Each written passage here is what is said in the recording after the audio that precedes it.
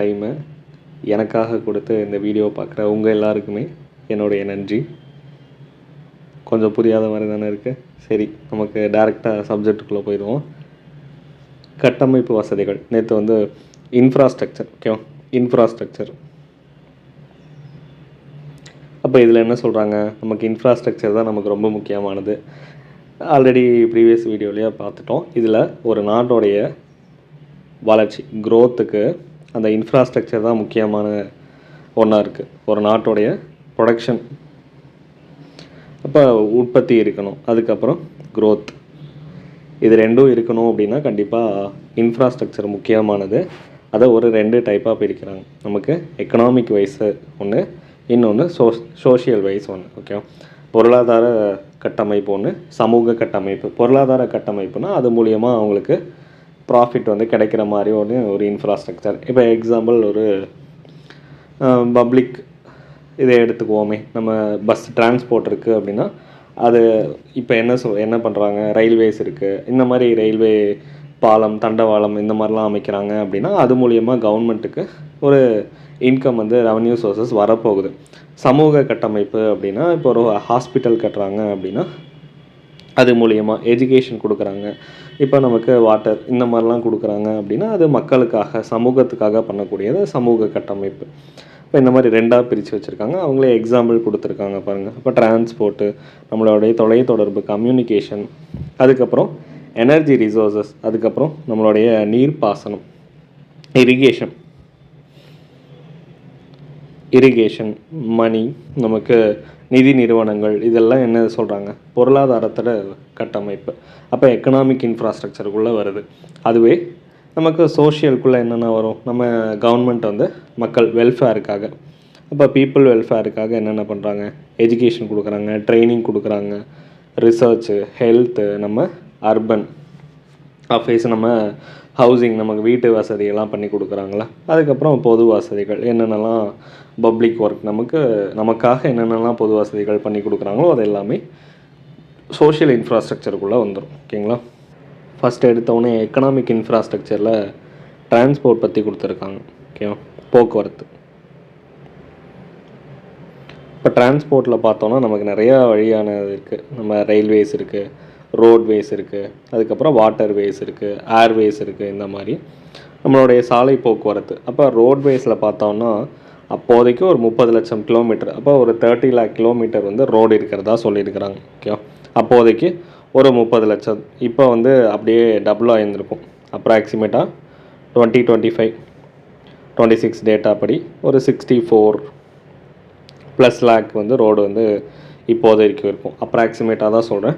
அப்படியே டபுள் மடங்காக இருக்கும். ஒரு 60 லட்சம் கிலோமீட்டர் கிட்ட நமக்கு ரோடு இருக்கும். அதில் நேஷ்னல் ஹைவேஸ் மட்டுமே வந்து 1 lakh+ இருக்கும்.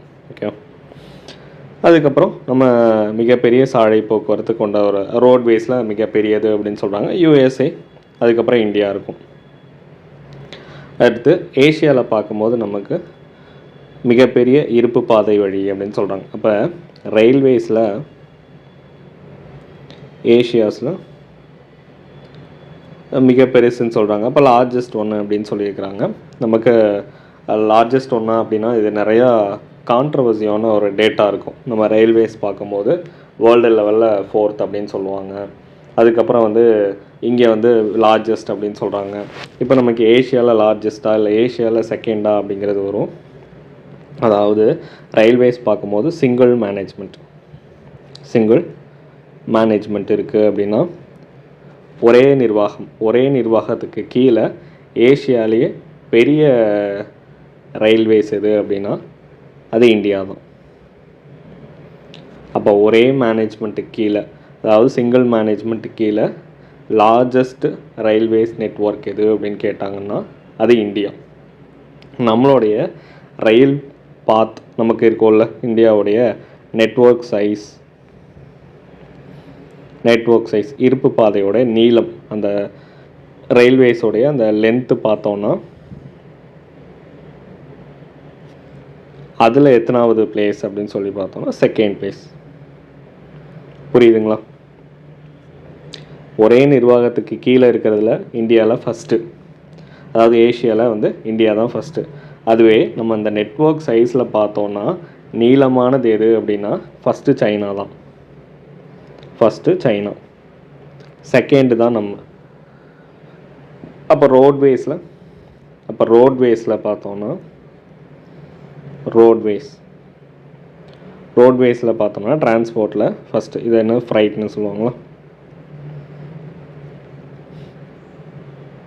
இதில் வந்து அமெரிக்கா தான் ஃபஸ்ட்டு வரும். அப்போவே சொன்னாங்களா, ஃபஸ்ட்டு யூஎஸ்ஏ, ரெண்டாவது இந்தியா. அதாவது கூட்ஸ் வந்து ஹேண்டில் பண்ணுறதுல. அப்போ அந்த கூட்ஸ் ஹேண்டில் பண்ணுறதுல செகண்ட் வந்து நம்ம. அப்போ ஒரே ஒரு ஷார்ட்டாக நம்ம சொல்லணும் அப்படின்னா ஒரே அட்மினிஸ்ட்ரேஷன் சிங்கிள் மேனேஜ்மெண்ட்டு கீழே இருந்தால் இந்தியா ஃபஸ்ட்டு. அதே அந்த ரயில்வே பாதையோடைய நீளம், ரயில்வேஸோடைய அந்த லென்த்து, நெட்வொர்க் சைஸ் கேட்டாங்கன்னா இந்தியா செகண்ட். ஓகேவா, இதுதான் கான்செப்ட். இதுதான் நமக்கு கான்ட்ரவர்சியாக இருக்கும். அப்போ வேர்ல்டு லெவலில் ரயில்வேஸ்னு நம்ம எத்தனாவது பிளேஸில் இருக்கோம் அப்படின்னா 4வது பிளேஸில் இருக்கும். அப்போ வேர்ல்டு லெவலில் 4வது பிளேஸ், 4th பிளேஸ் வந்து வேர்ல்டு லெவலில் இருக்கும். இது தெரிஞ்சு வச்சுக்கோங்க. ஓகே, அப்போ ஃபஸ்ட்டு யார், செகண்ட் யார், தேர்டு யார், 4th யார் அப்படிங்கிறத தெரிஞ்சுக்கணும். அது வந்து உங்களுக்கான கேள்வி. ஓகேவா, ரயில்வேஸில் நம்ம 4th அப்போ நமக்கு முன்னாடி 3 பேர் இருக்காங்க. அப்போ அவங்க யார் அப்படின்னு சொல்லி கண்டுபிடிங்க. ஓகேங்களா. ஓகே, அடுத்த ரயில்வேயோடைய அந்த நீளம், நெட்வொர்க் சைஸ், இருப்பு பாதையோடைய நீளம் ஒரு 63,000 கிலோமீட்டர் கிட்ட இருக்குது அப்படின்னு சொல்கிறாங்க. இப்போதைக்கு டேட்டா படி நமக்கு 69,000 கிலோமீட்டர் கிட்ட போயிடுச்சு. ஓகே, 69,000, 69,000 ப்ளஸ் வந்து போயிருந்துருக்கு.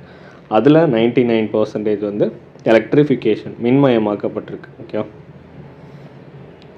99%. இதில் ஒரு 13,000 கொடுத்துருக்குறாங்க. நமக்கு 69,000 கிலோமீட்டர் கிட்ட போயிடுச்சு. அதில் 99% கிட்ட எலக்ட்ரிஃபிகேஷனாக மாற்றிட்டாங்க. அப்போ முழுமையான மின்மயமாக்கப்பட்டுள்ளது அப்படிங்கிறத சொல்கிறாங்க. ஓகே, அதுக்கப்புறம் துறைமுகங்கள் நமக்கு போர்ட்ஸில் பார்த்தோன்னா கொல்கத்தா, மும்பை, சென்னை, வைசாக், கோவா இந்த மாதிரி நிறையா சொல்லியிருக்காங்க.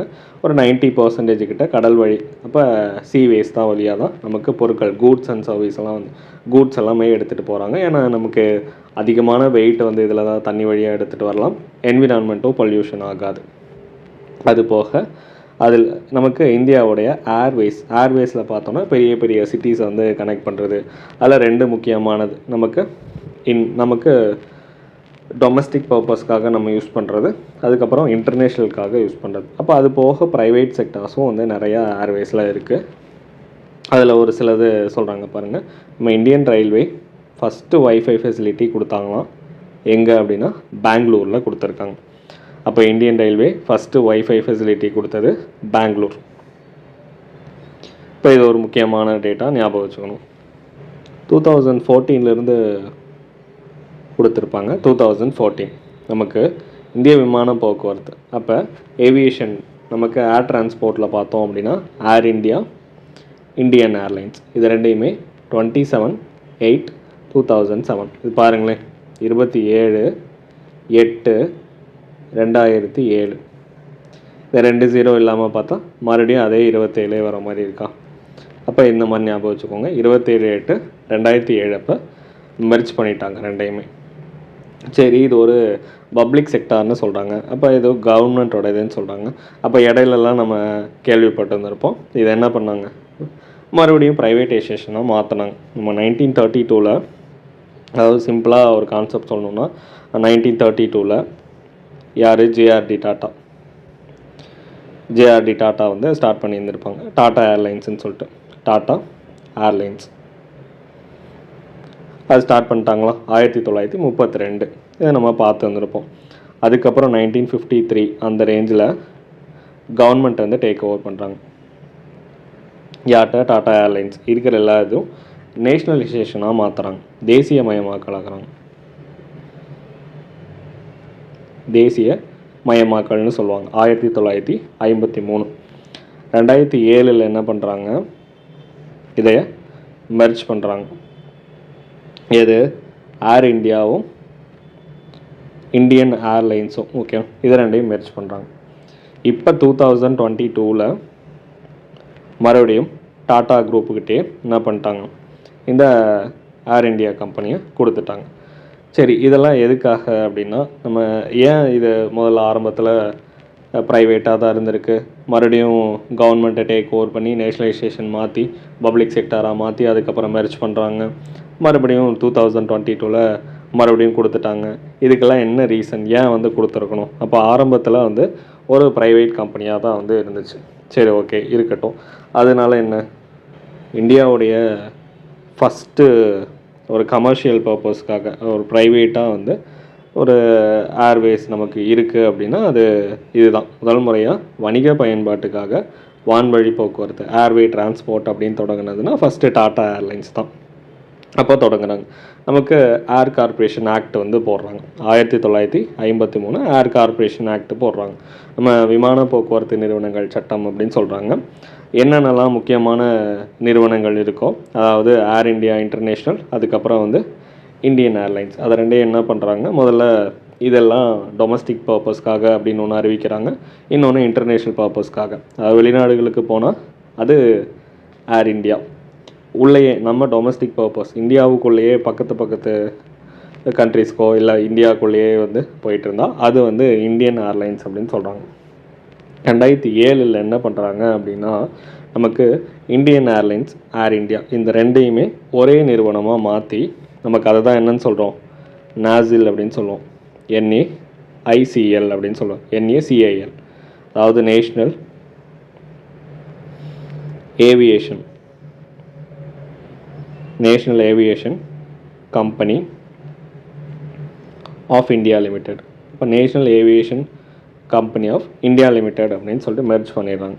எதுக்காக அப்படின்னா, பெரிய அளவில் லாஸ் ஆகுது. அதுக்கப்புறம் அட்மினிஸ்ட்ரேஷன் பர்பஸ்க்காக தனித்தனியாக இருக்கும்போது கரெக்டாக வந்து நிர்வாகம் பார்க்க முடியல. அதனால் என்ன பண்ணுறாங்க, மெர்ஜ் பண்ணுறாங்க. அப்போ இருந்தே வந்து ஒரு லாஸில் போயிட்டு இருந்த ஒரு கம்பெனி சென்ட்ரல் கவர்மெண்ட் என்ன பண்ணுறாங்க அப்படின்னா 2022 அதனுடைய உரிமைகள் எல்லாத்தையுமே ப்ரைவேட்டுக்கு மாற்றலாம் அப்படின்னு நினைக்கிறாங்க. ஏன் அப்படின்னா, நமக்கு ஒரு கான்செப்ட் இருக்குது. எதுக்காக, government has no business to be in பிஸ்னஸ்ன்னு சொல்கிறாங்க. கவர்மெண்ட் வந்து பிஸ்னஸ் பண்ணுறதுக்காக கிடையாது. பிஸ்னஸில் ஒரு பார்ட்டு, அதாவது ஒரு பார்ட்டு தான் கவர்மெண்ட்டுக்கு. அவங்க வந்து ரூல் பண்ணுறது தான் அவங்களுடைய முக்கியமான வேலையை தவிர பிஸ்னஸ் பண்ணுறது அவங்களுடைய வேலை கிடையாது. அப்போ இந்த ஒரு கான்செப்டை எடுத்துக்கிட்டு இதனால் என்ன ஆகுது, இந்த ஏர் இந்தியா இந்தியன் ஏர்லைன்ஸ் வந்து லாஸ் ஆகிட்டு இருக்கனால மக்களுடைய வரி பணம் ஒவ்வொரு வருஷமும் நம்ம கூடுதலாக வந்து செலவு பண்ண வேண்டியது இருக்குது. அப்போ அந்த டேக்ஸ் வந்து அதிகமாக லாஸ் ஆகிட்டு தான் இருக்குது. அதனால் என்ன பண்ணுறாங்க, இதெல்லாம் என்னென்னா மவுண்டிங் டெப்ட்னு சொல்கிறாங்க, கடன் சுமை. என்ன காரணம் வந்து ப்ரைவேட்டுக்கு மாற்றினது அப்படின்னா, அதிகமான கடன் சுமை. அப்போ அதிகமான கடன் சுமையினால் நமக்கு 2021 முடிவு பண்ணுறாங்க. 2022 வந்து என்ன பண்ணிட்டாங்க, ப்ரைவேட்டுக்கு மாற்றிடுறாங்க. இன்னொன்று நிறைய எஃபிஷியன்சி, நம்ம நிறையா காம்படிஷன் வந்து அது போக ப்ரைவேட்டோட கம்பெனிஸ் நிறையா வந்துருச்சு. ஸ்பைஸ் ஜெட் வந்திருக்கு, இண்டிகோ வந்துருச்சு. அப்போ இதனால் நிறையா காம்படிட்டர்ஸ் வந்ததுனால நம்ம ஏர் இந்தியா இந்தியன் ஏர்லைன்ஸ்னால அதுக்கு ஈக்குவலாக வந்து போக முடியல. அப்போ அட்மினிஸ்ட்ரேஷன் சேர்ந்து முடிவெடுத்து இதை வந்து ப்ரைவேட்டுக்கு மாற்றலாம் அப்படின்னு முடிவெடுக்கிறாங்க. 2022 வந்து டாடா குரூப்புக்கு ஏர் இந்தியாவை சேல் பண்ணுறாங்க. அப்போ எங்கேருந்து வந்து ஆரம்பித்தாங்களோ திரும்ப அதே இடத்துக்கு மறுபடியும் ப்ரைவேட்டாக அவங்கக்கிட்டேயே போயிருக்கு. இப்போ இவங்க 2024 என்ன பண்ணியிருந்திருப்பாங்க அப்படின்னா, அவங்களுடைய டாடா குரூப்போடைய விஸ்டாரா அப்படின்னு சொல்லிட்டு ஒரு ஃப்ளைட், அந்த விமான நிறுவனம் அவங்க ஒன்று தனியாக வச்சுருப்பாங்க. அதை ரெண்டையும் மெர்ஜ் பண்ணிட்டாங்க. இப்போ பெரிய லெவலில் ஒரு பிராண்டாக நமக்கு ஏர் இந்தியா இப்போதைக்கு இருக்குது. ஓகே, ப்ரைவேட்டாக. அப்போ இது பார்க்கும் போது ஸ்கீம்ஸு பார்க்க கூடாதுன்னு தான் நினைக்கிறேன். ஏன்னா இதுவே கண்டென்ட் அதிகமாகிடுது. இருந்தாலும் சரி, சொல்லாமல் இருக்க முடியல. உடான் அப்படின்னு ஒரு ஸ்கீம் வச்சுருந்துருப்போம். நம்ம என்ன ஞாபகம் வச்சுக்கலாம், உடன். ஓகே, பறக்கிறது 2016. அப்போ பறக்கிறது 16 அப்படின்னு ஞாபகம் வச்சுக்கோங்க. இது என்ன அப்படின்னா, 2014 74 ஏர்போர்ட்ஸ் தான் இருந்திருக்கும். 74 ஏர்போர்ட்ஸ். இப்போ 2025-26 எவ்வளோ இருக்குங்க, 160+ ஏர்போர்ட்ஸ் வந்து இருக்குது. 160+ ஏர்போர்ட்ஸ் இருக்குது. அதுக்கப்புறம் நம்ம எந்தெந்த கண்ட்ரிஸ் வந்து கனெக்ட் பண்ணது 2014 அந்த ரேஞ்சில் வந்து கம்மியாக இருந்திருக்கும்.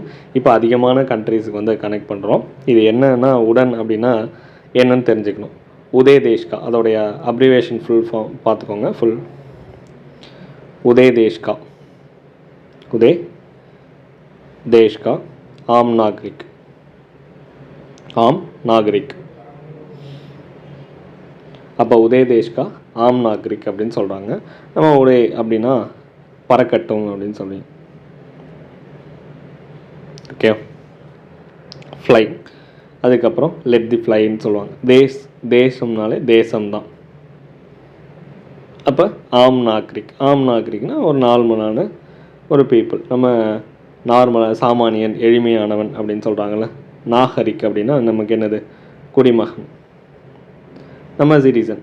அப்போ நார்மலான ஒரு பர்சனும் ஒரு எளிமையான ஒரு பர்சனும் என்ன பண்ணணும், விமானத்தில் பறக்கணும் அப்படிங்கிறதுக்காக, ஈஸியாக அவனுக்கு ஆக்சசிபிளாக இருக்கணும் அப்படிங்கிறதுக்காக நம்ம மூவிஸ்லாம் பார்த்து வந்துருப்போம்ல, கம்மியான ரேட்டுக்கு வந்து கொடுக்கணும் அப்படிங்கிறது தான் இதனுடைய முக்கியமான நோக்கம்.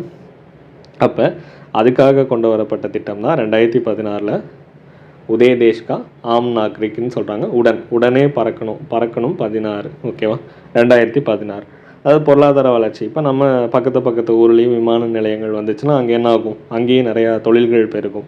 அதுக்கப்புறம் மருத்துவ வசதி, நமக்கு ஃப்ளட்டு இந்த மாதிரி நேச்சுரல் டிசாஸ்டர் வர சமயங்களில் நம்ம டைரெக்டாக போய் அந்த பகுதியை ரீச் பண்ண முடியாது, மலை பிரதேசங்கள்லாம் இருக்குது அப்படின்னா அந்த பகுதிகளுக்கு நமக்கு எளிமையாக கம்மியான ரேட்டில் ஃப்ளைட் விடுறோம் அப்படிங்கிறப்ப அதுக்கு ஒரு சர்வீஸ் தான்.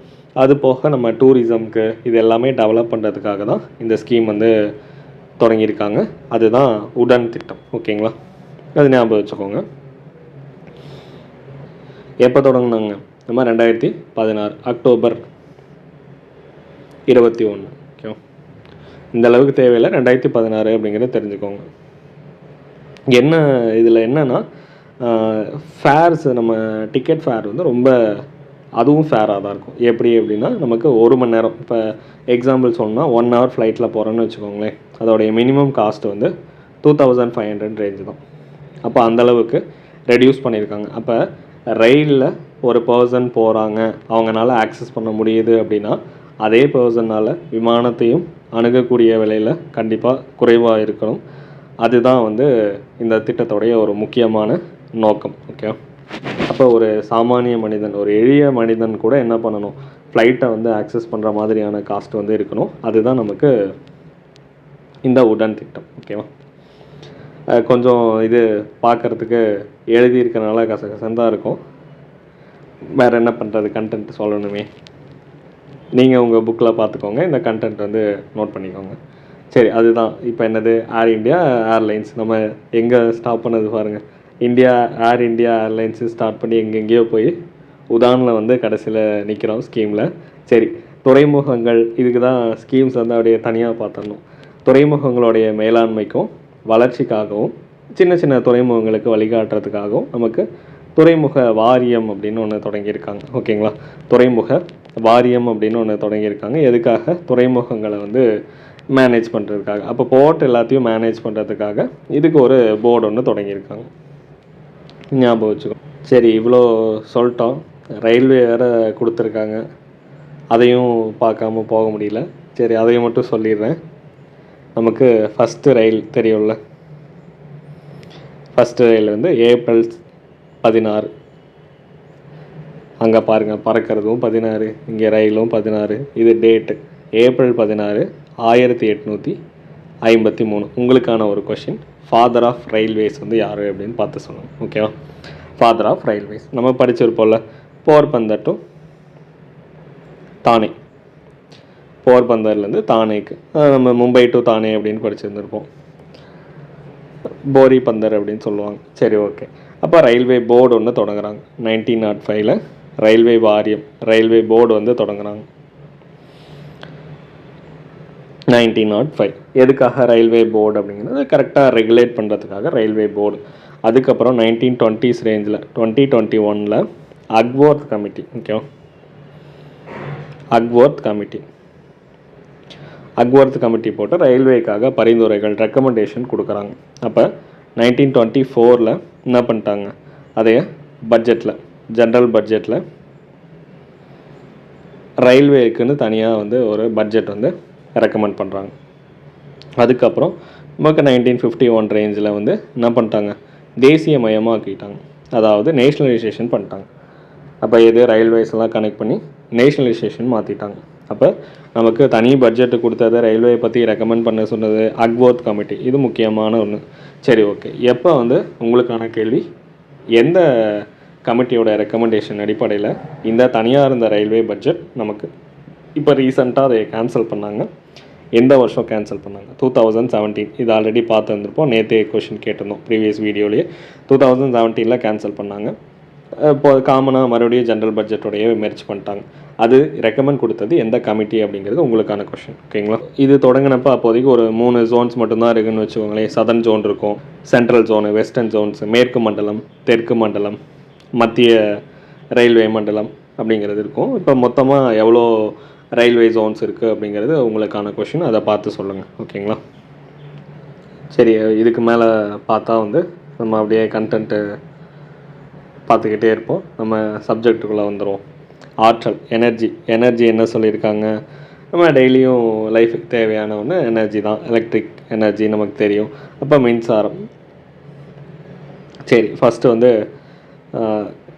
எனர்ஜிலே நமக்கு எத்தனை 2 டைப்பாக பிரிக்கிறாங்க. புதுப்பிக்கத்தக்கது. அப்போ நம்ம புதுப்பிக்க இயலாதது, நான் ரெனியூவபிள் ரிசோர்ஸஸ். ஓகேவா? இது ரெனியூவபிள் ரிசோர்ஸஸ். அப்போ மறுபடியும் என்னது, இப்போ எக்ஸாம்பிள் சொல்லணுன்னா, நான் ரெனியூவபிள்னா ஒரு டைம் பயன்படுத்திட்டோம் அப்படின்னா அந்த எனர்ஜி தீர்ந்து போயிடும், நமக்கு பயன்படுத்த முடியாது. இப்போ நார்மலாக சிம்பிளாக ஒரு எக்ஸாம்பிள் சொல்லணுன்னா, நம்ம மேட்ச் பாக்ஸ் இருக்குல்ல, அப்போ அதில் ஒரு ஸ்டிக் எடுத்து பற்ற வச்சிட்டோன்னா எரிஞ்சு அணைஞ்சு முடிஞ்சுது அப்படின்னா அதை திரும்ப நமக்கு வராது, அவ்வளோதான். அதுதான் வந்து நிலக்கரி, கோல் இந்த மாதிரிலாம் சொல்கிறோம்ல, அதுவும் அதே மாதிரி தான், திரும்ப கிடைக்காது. அது ரினியூவபிள்னால் நமக்கு இதெல்லாம் பேசிக் கான்செப்ட் தானே, திரும்ப டெய்லியுமே ரொட்டீனாக நமக்கு கிடைக்கக்கூடிய ஒன்று தான். இதெல்லாம் ஜென்ரலான ஒன்று தான். இதில் நம்ம என்ன ஞாபகம் வச்சுக்கணும்னா, இயற்கை வாயு, நேச்சுரல் கேஸ் வந்து இதில் தான் வருதுங்கிறத தெரிஞ்சுக்கணும். பேரை வச்சு என்ன பண்ணிடக்கூடாது, நமக்கு இது ரினியூவபிள்னு எடுத்துடக்கூடாது. அது வந்து நான் ரினியூவபிளில் வரும். அதுக்கப்புறம் இங்கே வந்து மறுபடியும் பயன்படுத்தக்கூடியது. இங்கே என்ன ஞாபகம் வச்சுக்கணும் அப்படின்னா, பயோகேஸ். நமக்கு பேரை வச்சு முடிவு பண்ணக்கூடாது. பயோகேஸ் வந்து ரினியூவபிள், நேச்சுரல் கேஸ் வந்து நான் ரினியூவபிள். அவ்வளோதான். இது மட்டும் தெரிஞ்சால் போதும். இதெல்லாம் பேசிக் கான்செப்ட் தான். அதே மாதிரி சமூக கட்டமைப்பு, எதுக்காக, நம்ம எஜுகேஷனுக்காக, ஹாஸ்பிட்டலுக்காக முன்னாடியே சொல்லியாச்சு. இந்த மாதிரி சொசைட்டிக்காக பண்ணுறது எல்லாமே சமூக கட்டமைப்புக்குள்ளே வந்துடும். அதில் ஃபஸ்ட்டு எடுத்தவொடனே நமக்கு கல்வியை பற்றி கொடுத்துருக்காங்க, எஜுகேஷன். நம்ம ஆரம்ப காலத்தில் குருகுல சிஸ்டம் வந்து ஃபாலோ பண்ணிகிட்டு இருந்தோம். அதுக்கப்புறம் நம்மளுடைய தேவைகளுக்கு தகுந்த மாதிரி எஜுகேஷன் சிஸ்டமும் மாற ஆரம்பிச்சது. மனிதவள மேம்பாட்டு துறை அமைச்சகம், இவங்க தான் வந்து என்னது, இது ஒரு ப்ரீவியஸ் இயர் கொஷினாக நமக்கு ஆல்ரெடி ஒரு கேட்ட கொஷின். கல்வியோடைய பாலிசி, எஜுகேஷன் பாலிசியும் அதுக்கு தேவையான ஸ்கீம்ஸையும் இவங்க தான் உருவாக்கி அவங்க தான் இம்ப்ளிமெண்ட் பண்ணிகிட்ருக்காங்க. யார்? MHRD, ministry of human resource development. இது இப்போ என்ன கேட்டிருந்திருப்பாங்க அப்படின்னா, ஆரம்பத்தில் வேறு ஒரு பேரில் இருந்திருக்கும். அதுக்கப்புறம் மினிஸ்ட்ரி ஆஃப் ஹியூமன் ரிசோர்ஸ். இப்போ 1947 1985 வரைக்குமே மினிஸ்ட்ரி ஆஃப் எஜுகேஷன் இருந்திருக்கும். ஓகேவா? அப்போதைய ஃபஸ்ட்டு எஜுகேஷன் மினிஸ்டர் வந்து யார் இருந்திருப்பா? மௌலானா அபுல் கலாம் ஆசாத் இருந்திருப்பார். ஓகேவா? மௌலானா அபுல் கலாம் ஆசாத். அவருடைய பர்த்டே தானே நவம்பர் 11. நமக்கு என்ன தினம் அப்படிங்கிறது சொல்லுங்கள். நவம்பர் 11 அப்படிங்கிறது. அப்போ 1947 1985 வரைக்கும் மினிஸ்ட்ரி ஆஃப் எஜுகேஷன் தான் இருக்குது. அதுக்கப்புறம் அதாவது எஜுகேஷன் மட்டும்தான் குறிக்கோளாக இருக்குது. 1985 to 2020 வரைக்கும் MHRDயாக இருக்குது. அப்போ இதில் எஜுகேஷன் மட்டும் கிடையாது. அப்போ படிப்பு மட்டும் நம்ம கொடுக்கக்கூடாது. அப்போ ஹியூமன் ரிசோர்ஸ், மனித வளம் அப்படிங்கிறது ஒரு ரிசோர்ஸ். நம்ம அந்த வளத்தை எப்படி பயன்படுத்தணும், முறையாக பயன்படுத்தணும். அதில் என்னென்னலாம் கொண்டு வரணும், ஆர்ட்டு, கல்ச்சர், கலாச்சாரம், பண்பாடு எல்லாத்தையுமே நம்ம சேர்க்கணும். வெறும் படிப்பு மட்டும் கிடையாது. அப்போ இத்தனையும் சேர்த்தது தான் நமக்கு கல்வி அப்படிங்கிறது. ராஜீவ்காந்தி கவர்மெண்ட் வந்து அப்போதைக்கு MHRD அப்படின்னு பேர் மாற்றிருப்பாங்க. இப்போ 2020 நமக்கு புது ஒரு education policy, new education policy போட்டாங்க. இப்போ என்ன பண்ணிட்டாங்க அப்படின்னா, திரும்ப என்னது, அப்போ மற்ற நாடுகள்லேயும் எஜுகேஷன் அப்படிங்கிறப்ப அதில் தான் ஃபுல் ஃபோக்கஸ் பண்ணிகிட்ருக்காங்க. அப்போ நம்ம என்ன பண்ணணும், அதில் எஜுகேஷன் அப்படின்னா திரும்ப என்னது, மினிஸ்ட்ரி ஆஃப் எஜுகேஷன் ஆரம்பத்தில் என்ன பெயர் இருந்துச்சோ அதைவே திரும்ப கொண்டு வந்துட்டாங்க. ஓகேவா? அதில் நமக்கு 2ஆக பிரியும். இப்போ தமிழ்நாடுலாம் பார்த்துட்டு போல பள்ளி கல்வித்துறை, உயர்கல்வித்துறை அப்படின்னு பார்த்து வந்திருப்போம். அதாவது department of school education and literacy அடுத்து இன்னொன்று வந்து டிபார்ட்மெண்ட் ஆஃப் ஹையர் எஜுகேஷன் அப்படின்னு பிரிச்சிருப்பாங்க. நமக்கு ஃபஸ்ட்டு எஜுகேஷன் மினிஸ்டர் யாருன்னா மௌலானா அபுல் கலாம் ஆசாத். நவம்பர் 11 வந்து அவருடைய பிறந்தநாள். என்ன தினம் அப்படிங்கிறது உங்களுக்கான கேள்வி. அதுக்கப்புறம் நமக்கு ரீசெண்டாக பெயர் மாற்றினது 2020. அது முக்கியமாக ஞாபகம் வச்சுக்கணும். நமக்கு இந்தியாவுடைய எஜுகேஷன் சிஸ்டம் பற்றி சொல்லியிருக்காங்க. 1976 தான் நமக்கு லிஸ்ட்டு, என்ன லிஸ்ட்டு, ஸ்டேட் லிஸ்ட்லேருந்து கான்ஸ்டியூஷனில் நமக்கு கன்கரண்ட் லிஸ்ட்டுக்கு மாற்றி இருந்திருப்பாங்க. Okay, concurrent list.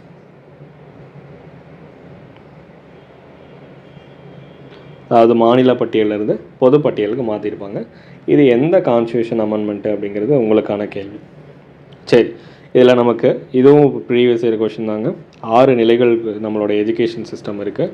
குழந்தைகளுக்கான கல்வி, தொடக்க கல்வி, நமக்கு ப்ரைமரி, ஓகே, அதுக்கப்புறம் நமக்கு மிடில், அதுக்கப்புறம் நமக்கு ஹையர் செகண்டரி மேல்நிலை, அதுக்கப்புறம் யூஜி, அதுக்கப்புறம் பிஜி. அப்போ இந்த மாதிரி ஒரு 6 ஸ்டேஜ் வந்து வச்சுருக்கோம். இதில் குழந்தை கல்வி, இயர்லி சைல்டுஹுட் கேர் எஜுகேஷன், ஓகேவா, நம்ம கிண்டர் கார்டன் அந்த மாதிரி. அப்போ குழந்தை கல்வி, தொடக்க கல்வி, இடைநிலை கல்வி, அதுக்கப்புறம் மேல்நிலை, அதுக்கப்புறம் இளம் நிலை, முதுநிலை, பிஜி அப்படின்னு சொல்லிட்டு ஒரு 6 இதாக சொல்கிறாங்க. நமக்கு 1976 வரைக்குமே ஸ்டேட் லிஸ்ட்டில் இருந்தது. 1976 வந்து நம்ம கன்கரண்ட் லிஸ்ட்டில் கொண்டு வந்துட்டாங்க. அப்போ அந்த சென்ட்ரல் கவர்மெண்ட்டோடைய ஹியூமன் ரிசோர்ஸ் டெவலப்மெண்ட் மினிஸ்ட்ரி தான் கல்விக்கான எஜுகேஷனுக்குண்டான பட்ஜெட், வரவு செலவு திட்டமெல்லாம் வந்து பார்க்குறாங்க. ஓகே, அப்போ இந்தியாவில் எப்படி இருக்குது? இந்தியாவில் எஜுகேஷன் சிஸ்டம் 10th + 2 மெத்தட் அப்படின்னு சொல்கிறாங்க. ஆக்சுவலாக நம்ம இப்போ என்ன மெத்தட் வச்சுருக்கோம்? 5+3+3+4 அப்படிங்கிற மெத்தடு நியூ எஜுகேஷன் பாலிசி இப்போ 2020 படி வந்து அதுதான் ஃபாலோ பண்ணிகிட்ருக்கோம். இதுதான் நம்ம இப்போதைக்கு ஸ்கூல் எஜுகேஷனில் இதுதான் ஃபாலோ பண்ணிகிட்ருக்கோம். அப்போ தனியார் கல்வி நிறுவனங்கள் இருக்குது, ப்ரைவேட் இன்ஸ்டிடியூஷன்ஸ் இருக்குது, யூனிவர்சிட்டிஸ் இருக்குது. அவங்களுக்கான அது எல்லாத்தையும் ரெகுலேட் பண்ணுறதுக்கு, யூனிவர்சிட்டிஸ் எல்லாம் ரெகுலேட் பண்ணுறதுக்கு யூஜிசி, யூனிவர்சிட்டி கிராண்ட்ஸ் கமிஷன் 1953 கொண்டு வந்தாங்க. எப்போ ஸ்டாச்சுட்டரியாக மாறினது? 1956 வந்து மாறி இருந்திருக்கும். அப்போ பல்கலைக்கழக மானிய சட்டப்படி இதுதான் வந்து ஒவ்வொன்றுத்துக்கும் ஒரு ரேங்க் ப்ரொவைட் பண்ணுறது, ரெகுலேட் பண்ணுறது. நமக்கு ரேங்க், காலேஜுக்கு ரேங்க் ப்ரொவைட் பண்ணுறது NIRFன்னு சொல்லுவாங்க. ஓகே, நேஷ்னல் இன்ஸ்டிடியூஷன் ரேங்கிங் ஃப்ரேம் ஒர்க்குன்னு சொல்லுவாங்க. 2015 இப்போ நமக்கு காலேஜ், இன்ஜினியரிங் காலேஜுக்கெலாம் ரேங்க் விடுவாங்களே, இது ஃபஸ்ட் ரேங்க்கு, செகண்ட் ரேங்க், அதை ரிலீஸ் பண்ணுறது இவங்க தான் 2015 NIRF. அப்போ அந்த யூஜிசி அப்படிங்கிறது யூனிவர்சிட்டி கிராண்ட்ஸ் கமிஷன். நம்ம டாக்டர் ராதாகிருஷ்ணன் குழு 1948 ரெக்கமெண்டேஷன் கொடுத்து நம்ம தொடங்கப்பட்டது. பல்கலைக்கழகங்களுடைய மானிய குழு, அதுக்கான தேவையான நிதி உதவி கொடுக்கறதுக்கும் அதை ரெகுலேட் பண்ணுறதுக்கும் தொடங்கப்பட்ட ஒரு அமைப்பு தான் இது. அப்போ நமக்கு கல்வியில் இப்போ வரவு செலவு ஜிடிபியில் வந்து ஒரு 3% வந்து செலவு பண்ணணும்னு சொல்லியிருக்கிறாங்க. ஆனால் இப்போ வரைக்கும் ஒரு மாணவனுக்கு கல்வி செலவு இன்னுமே குறைவாக தான் இருக்குதுன்னு சொல்கிறாங்க. இப்போதைக்கு இப்போ கரண்ட் அப்டேட்டில் பார்த்தோன்னா 6% வந்து டார்கெட் வச்சுருக்கோம். ஓகே, இலக்கு இப்போதைக்கு ஒரு 4% கிட்ட, 4% ப்ளஸ் வந்து ஜிடிபியில் நம்ம செலவு பண்ணிருக்கோம். 6% வந்து இலக்கு வச்சுருக்கோம். கல்வியை வந்து இந்தளவு கொடுக்கணும் அப்படிங்கிறதுக்கான இலக்கு வச்சுருக்கோம். அது முக்கியமாக நம்ம ஞாபகம் வச்சுக்கணும். யூனிவர்சிட்டி கிராண்ட்ஸ் கமிஷன் 1953 நமக்கு டெல்லியில் இருக்குது. ஸ்டாச்சுட்டரியாக மாறினது, சட்டப்பூர்வமாக மாறினது 1956. யார்? நம்ம டாக்டர் ராதாகிருஷ்ணன் குழு. உயர்கல்வியை தரத்தை வந்து நிர்ணயிக்கக்கூடிய ஒரு அமைப்பாக வந்து இருக்குது. முக்கியமானது, இதை ஞாபகம் வச்சுக்கணும். நெக்ஸ்ட்டு ஹெல்த்தில் பார்த்தோம் அப்படின்னா இந்தியாவுடைய உடல்நலம் யார்கிட்ட? மாநில அரசு, ஸ்டேட் கவர்மெண்ட்டோடைய ரெஸ்பான்சிபிள்னு சொல்கிறாங்க. அப்போ ஸ்கீம்ஸ்லாம் யார் வந்து இம்ப்ளிமெண்ட் பண்ணுறா? Central council of health and வெல்ஃபேர்னு சொல்கிறாங்க. அவங்க தான் நமக்கு ஹெல்த் ரிலேட்டடான பாலிசி, ஸ்கீம்ஸ் எல்லாமே நடைமுறைப்படுத்தக்கூடியது. இப்போ ஹெல்த் மினிஸ்ட்ரி நமக்கு இருக்குல்ல, மத்திய நலத்துறை அமைச்சகம் அப்படின்னு சொல்கிறாங்க. அவங்க தான் அதுக்கு தேவை அட்மினிஸ்ட்ரேஷன், அதே அட்மினிஸ்ட்ரேஷனையும் டெக்னிக்கல் லெவலில், அப்போ டெக்னிக்கல் லெவலில் ஹெல்ப் பண்ணுறதும் யார் தான்? அப்போ சென்ட்ரலில் ஹெல்த் அண்ட் வெல்ஃபேர் மினிஸ்ட்ரி தான். இப்போ என்ன பண்ணுறாங்க? நம்ம ஆயுர்வேதா, சித்தா, யுனானி இது எல்லாத்தையும் சேர்த்து, யோகா, நேச்சுரோபதி இது எல்லாத்தையும் சேர்த்து ஒரே மினிஸ்ட்ரியாக கொண்டு வந்துட்டாங்க. ஆயுஷ் 2014 ஆயுஷ் நமக்கு ஆயுர்வேதா, அதுக்கப்புறம் யோகா, யுனானி, அதுக்கப்புறம் சித்தா, ஹோமியோபதி இது எத்தனையும் என்னென்னலாம் இருக்கோ எல்லாத்தையும் சேர்த்து நமக்கு ஆயுர்வேதா, சித்தா, யுனானி, ஹோமியோபதி என்னென்னலாம் நமக்கு இந்தியாவுடைய மருத்துவ முறைகள் இருக்கோ அத்தனையும் சேர்த்து நமக்கு ஆயுஷ் அப்படிங்கிற பேரில் கொண்டு வந்திருக்காங்க. ஆயுஷ். ஓகேவா? அப்போ இது என்னன்னு தெரிஞ்சுக்கணும். ஏன்னா ஆயுர்வேதா. ஓகேவா? ஒய்னா யோகா. யோகா நேச்சுரோபதி அப்படின்னு சொல்லுவாங்க. யூனா யுனானி. எஸ்னா சித்தா. ஹெச்னா ஹோமியோபதி. இது இந்தியாவுடைய மருத்துவ முறைகள். நம்ம பார்க்குற இங்கிலீஷ் மெடிசன் வந்து அலோபதி. ஓகேவா? இப்போ இது எப்போ உருவாக்குனாங்க? 2014 டெல்லியில் இதுதான் உருவாக்குனாங்க. முக்கியமான ஒரு டேட்டா. இப்போ ரீசெண்டாக கூட கேள்வியெல்லாம் கேட்டுருந்துருப்பாங்களா குரூப் 1 அந்த மாதிரி எக்ஸாமில். இப்போ ஆயுஷில் என்ன ரீசெண்டாக சேர்க்கப்பட்டது அப்படின்னு கரண்ட் அஃபேர்ஸில் கேட்டுருந்துருப்பாங்க. அப்போ இந்தியாவில் ஒவ்வொரு இதுக்கும் தனித்தனி மருத்துவ சிகிச்சை முறைகள். அப்போ மெடிக்கல் வந்து ஒவ்வொரு ட்ரீட்மெண்ட் தனித்தனியாக இருக்குது. இந்தியாவில் மருத்துவ சிகிச்சை நமக்கு யாருடைய பொறுப்பு? இப்போ தான் பார்த்தோம், சென்ட்ரல் கவர்மெண்ட்டோடைய பொறுப்பு. அப்போ அவங்கக்கிட்டேருந்து நம்ம மெடிக்கல் டூரிசம்லாம் வரணும் அப்படின்னா அவங்கக்கிட்டேருந்து பர்மிஷன் வாங்கி தான் நம்ம வர முடியும். ஓகேவா? அதுதான் கொடுத்துருக்காங்க. உடல்நலம் அப்படிங்கிறத பொறுத்த வரைக்கும் நமக்கு பக்கத்து ஸ்டேட் வந்து கேரளா நம்மளோட சிறப்பாக செயல்படுது அப்படின்னு சொல்கிறாங்க. அது போக நம்ம இந்தியாவில் அவ்வளோ இல்லை, திருப்திகரமானதாக இல்லைன்னு சொல்கிறாங்க. ஆனால் வந்து இப்போதைக்கு கரண்ட்டு அப்டேட் படி நமக்கு ஓரளவு நம்மளும் வந்து என்ன பண்ணிட்டோம், நம்ம மற்ற கண்ட்ரிஸ்க்கு ஈக்குவலாக வந்து அதனால தான் நம்ம மெட்ராஸ் மாதிரியான தான் மெடிக்கல் டூரிசம்க்கா மருத்துவ தலைநகரம் அப்படின்னு சொல்கிறாங்க. இப்போ இலங்கையை விட நம்ம சிறந்து உடல்நலம் பேணுதல் குறைவாக இருக்குதுன்னு சொல்லியிருக்காங்க. இப்போ ஓரளவு நம்ம முன்னேறி மற்ற கண்ட்ரிஸோட பெஸ்ட்டாக தான் இருக்கோம். இப்போ இதுக்கு மேலே ரொம்ப டெப்த்தாக போக வேணாம் மெடிக்கல். அதே நம்ம இப்போ பேராசிட்டமால் எடுத்துக்கிறோன்னு வச்சுக்கோங்களேன், அது அலோபதிக்குள்ளே வந்துடும். அப்போ நார்மலாக ஃபீவர் அப்படின்னா நம்ம பேராசிட்டமால் எடுக்கிறோன்னா அலோபதிக்குள்ளே வந்துடும். அதுவே நம்ம கபசூரா குடிக்கிறோம் அப்படின்னு வச்சுக்கோங்க, அதெல்லாம் சித்தாக்குள்ளே போயிடும். அப்போ இதெல்லாம் இந்திய மருத்துவ முறைகள். இந்த அளவுக்கு நமக்கு தெரிஞ்சால் போதும். இப்போதைக்கு இவ்வளோ தெரிஞ்சால் போதும். இந்த புக் டேட்டா ஃபஸ்ட்டு நம்ம தெளிவாகிடுவோம். அதுக்கப்புறம் அவுட் சோர்ஸ் டேட்டா வந்து நம்ம பதிச்சுக்குவோம். இப்போ இதில் நம்ம ஞாபகம் வச்சுக்க வேண்டியது அந்த ஆயுஷ் 2014 கொண்டு வந்தது. அப்போ இதில் என்னென்ன பார்த்தோம்? இந்தியாவோட எஜுகேஷன் சிஸ்டம் 1976 தான் வந்து ஸ்டேட் லிஸ்ட்லேருந்து கன்கரண்ட் லிஸ்ட்டுக்கு வந்துச்சு. மாநில பட்டியலேருந்து பொது பட்டியலுக்கு கொண்டு வந்தாங்க.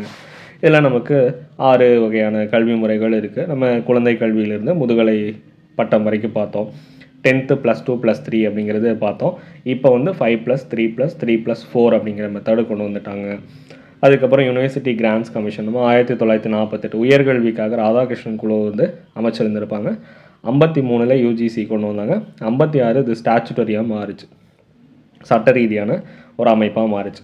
அடுத்து நமக்கு 3% ஜிடிபியில் கல்விக்காக ஒதுக்கப்படணும் அப்படின்னு சொன்னாங்க. ஒரு மாணவனுக்கு ஆகக்கூடிய கல்வி செலவு இன்னும் கம்மியாக தான் இருக்குது நம்ம இந்தியாவில் அப்படிங்கிறத சொல்லியிருந்தாங்க. இப்போதைக்கு நம்ம 4% தாண்டி போயிட்டுருக்கோம்.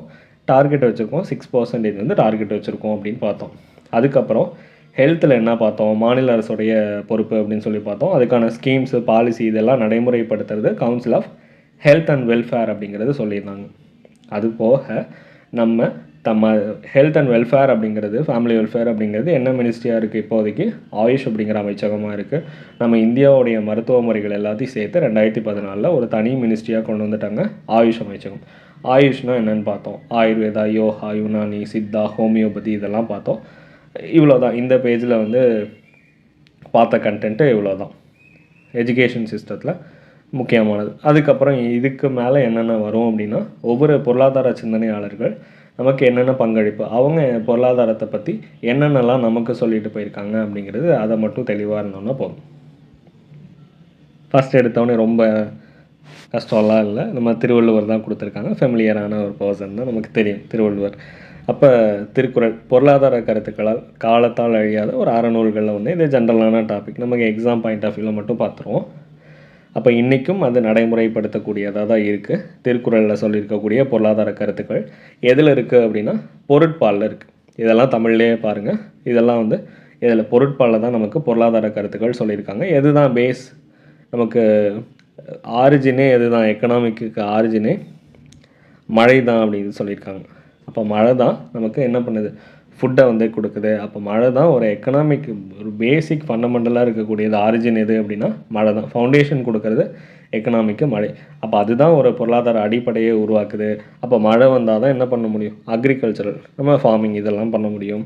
அப்போ மழை தான் நமக்கு என்ன பண்ணுது, கொடுக்கவும் செய்யுது கெடுக்கவும் செய்யுது அப்படிங்கிறத சொல்லியிருந்திருப்பார்ல. அதில் ஃபஸ்ட் எடுத்தவனே உற்பத்தி காரணிகள் என்னென்னலாம் ஃபேக்டர்ஸ்லாம் வந்து கொடுக்குறாங்க நமக்கு. ஃபஸ்ட்டு எடுத்தவனே ப்ரொடக்ஷன் ஃபேக்டர்ஸாக லேண்டு நிலம் இருக்கணும். அதுக்கப்புறம் நம்மளுடைய உழைப்பு, நம்மளுடைய ஒர்க்கை கொடுக்கணும். அதுக்கப்புறம் முதல் கேபிட்டல். அதுக்கப்புறம் அமைப்பு, என்ன சிஸ்டம் யூஸ் பண்ணுறோம், என்ன காலம், என்ன டெக்னாலஜி யூஸ் பண்ணிகிட்ருக்கோம். இது அத்தனையும் பொறுத்து தான் நமக்கு ஒரே குரலில் சொல்லிட்டார். பெருமவற்றுள் யாம் அறிவது இல்லை, அறிவறிந்த மக்கட்பேறு அல்ல பிற அப்படின்னு சொல்கிறாங்க. அது என்ன பெருமவற்றுள் யாம் அறிவது இல்லை, மக்கட்பேறு அப்படின்னு சொல்லியிருக்காங்களா. மக்கட்பேறு இப்போ நம்மளுடைய மக்கட்செல்வம், குழந்தை செல்வம். அப்போ அந்த குழந்தை செல்வம் உலகத்தோடைய செல்வங்கள்லேயே அறிவுள்ள குழந்தை செல்வத்தை விட சிறந்த செல்வம் வேறு எதுவுமே கிடையாது அப்படிங்கிறத சொல்லியிருக்கார். அப்போ அந்த அறிவுள்ள செல்வங்கள், அந்த அறிவுள்ள குழந்தைகளை விட சிறந்த செல்வம் வேறு எதுவுமே கிடையாது. கிரேட்டஸ்ட் வெல்த் அப்படின்னு சொல்கிறாங்க. இதுதான் வந்து கிரேட்டஸ்ட் வெல்த். எது கிரேட்டஸ்ட் வெல்த்? Knowledgeable children. ஓகேவா, இந்த நாலேஜபிள் சில்ட்ரன் தான் நமக்கு கிரேட்டஸ்ட் வெல்த்.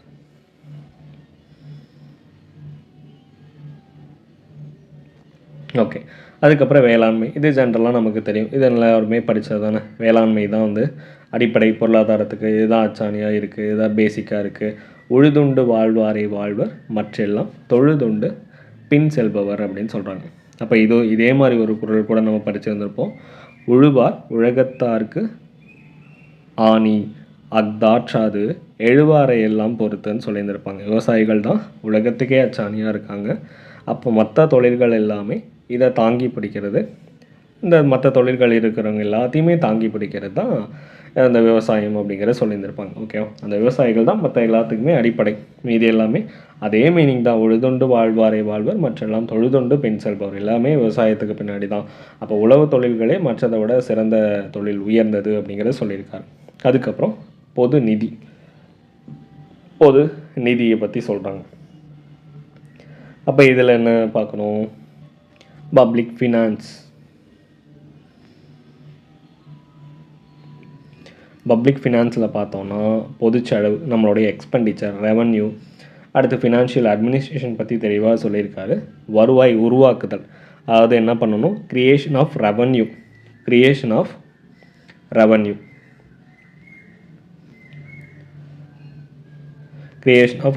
அதுக்கப்புறம் வருவாயை சேகரித்தல், நம்ம அதை என்ன பண்ணணும், கலெக்ஷன் ஆஃப் ரெவன்யூ. அதுக்கப்புறம் அதையே அட்மினிஸ்ட்ரேட் பண்ணுறது, வருவாய் நிர்வாகம். அதுக்கப்புறம் அதோடைய பப்ளிக் எக்ஸ்பெண்டிச்சர், பொதுச்செலவு பண்ணுறது. இதுதான் நமக்கு இயற்றலும் ஈட்டலும் காத்த வகுத்தலும் வல்லதரசு அப்படிங்கிற திருக்குறளில் நம்ம படித்து வந்திருப்போம். அப்போ இதுதான் வந்து பப்ளிக் ஃபினான்ஸ். இதில் பெருசாக நம்ம ஞாபகம் வச்சுக்கிற மாதிரி கண்டென்ட்லாம் ஒன்றும் இல்லை. நம்ம சொன்னாலும் நம்ம ப்ரீவியஸ் வீடியோலேயோ சொல்லியிருந்திருப்போம். நம்ம ஃபஸ்ட்டு இனிஷியலாக இந்த லெசனுடைய டேட்டா தான் வந்து ஸ்டாட்டிக் டேட்டா, அதுதான் ஒரு முக்கியமானது. இதுக்கப்புறம் வரதெல்லாம் வந்து ஜென்ரலாக தான் கொடுத்துருந்துருப்பாங்க. அதுக்கப்புறம் எக்ஸ்பென்சஸ், என்னென்னலாம் எக்ஸ்பெண்டிச்சர்ஸ் இருக்குது. அப்போ எப்போவுமே வேறு என்ன தான் திருவள்ளுவர் சமநிதி நிலை அப்படின்னு சொல்கிறாங்க. அது என்ன சமநிதி நிலை? அதாவது ஒரு நாடு தன்னுடைய செலவுகள், எக்ஸ்பென்சஸை கண்ட்ரோல் பண்ணி வச்சுருக்கணும். அப்போ அதனால் ரெவன்யூ வந்து கம்மியாக இருந்தாலும் பரவாயில்ல. ஓகேவா, அப்போ ரெவன்யூ கம்மியாக இருந்தாலும் பரவாயில்ல, அவங்களுடைய செலவை கட்டுக்குள்ளே வச்சுருக்கணும். அப்படிப்பட்ட ஃபினான்ஷியல் பாலிசி தான் வந்து நம்ம கொண்டு வரணும்னு சொல்கிறாங்க. அப்படி இருக்கும் போது எப்போவுமே உபரி நிதி நிலை அப்படின்னு சொல்கிறாங்க. சர்ப்ளஸ் பட்ஜெட் அப்படின்னு சொல்லுவாங்க. சர்ப்ளஸ்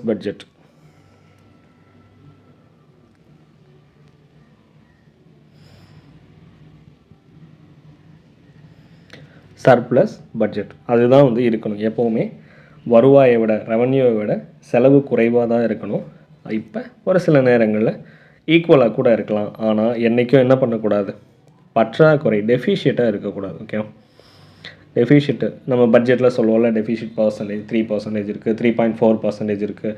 பற்றாக்குறை வந்து இவ்வளோ இருக்குது, நிதி பற்றாக்குறை பட்ஜெட்டில் சொல்லும் போது வருவாய், அதுக்கப்புறம் நமக்கு இவ்வளோ செலவு இருக்குது, நிதி பற்றாக்குறை அப்படிங்கிறது சொல்லுவாங்க. அப்போ அந்த மாதிரி இருக்கக்கூடாது அப்படின்னு சொல்கிறாங்க. அப்போ எதுக்காக செலவு பண்ணலாம் அப்போ பொது செலவு பப்ளிக் வந்து எக்ஸ்பென்சஸை எப்படி இருக்கணும் அப்படிங்கிறத சொல்கிறாங்க. ஒன்று டிஃபென்ஸுக்கு, ஓகேவா, டிஃபென்ஸுக்காக செலவு பண்ணணும். ரெண்டாவது பப்ளிக் ஒர்க்குக்காக, பொதுப்பணி, நம்ம அந்த பாலம் கட்டுறது, ரோடு போடுறது இதெல்லாம். அடுத்து சோஷியல் ஒர்க், இப்போ சோஷியல் வெல்ஃபேருக்காக கொடுக்கலாம், சோஷியல் சர்வீஸ், சோஷியல் வெல்ஃபேர். அப்போ இதுக்காக செலவு பண்ணணும். இப்போ வள்ளுவர் சொல்லியிருக்கிறது இதுதான் சொல்லியிருக்காங்க, ஓகேவா. அதுக்கப்புறம் ஒரு நாடு எப்படிப்பட்ட நாடாக இருக்கணும், வெளிநாட்டு உதவி, எக்ஸ்டர்னல் அசிஸ்டன்ஸ்,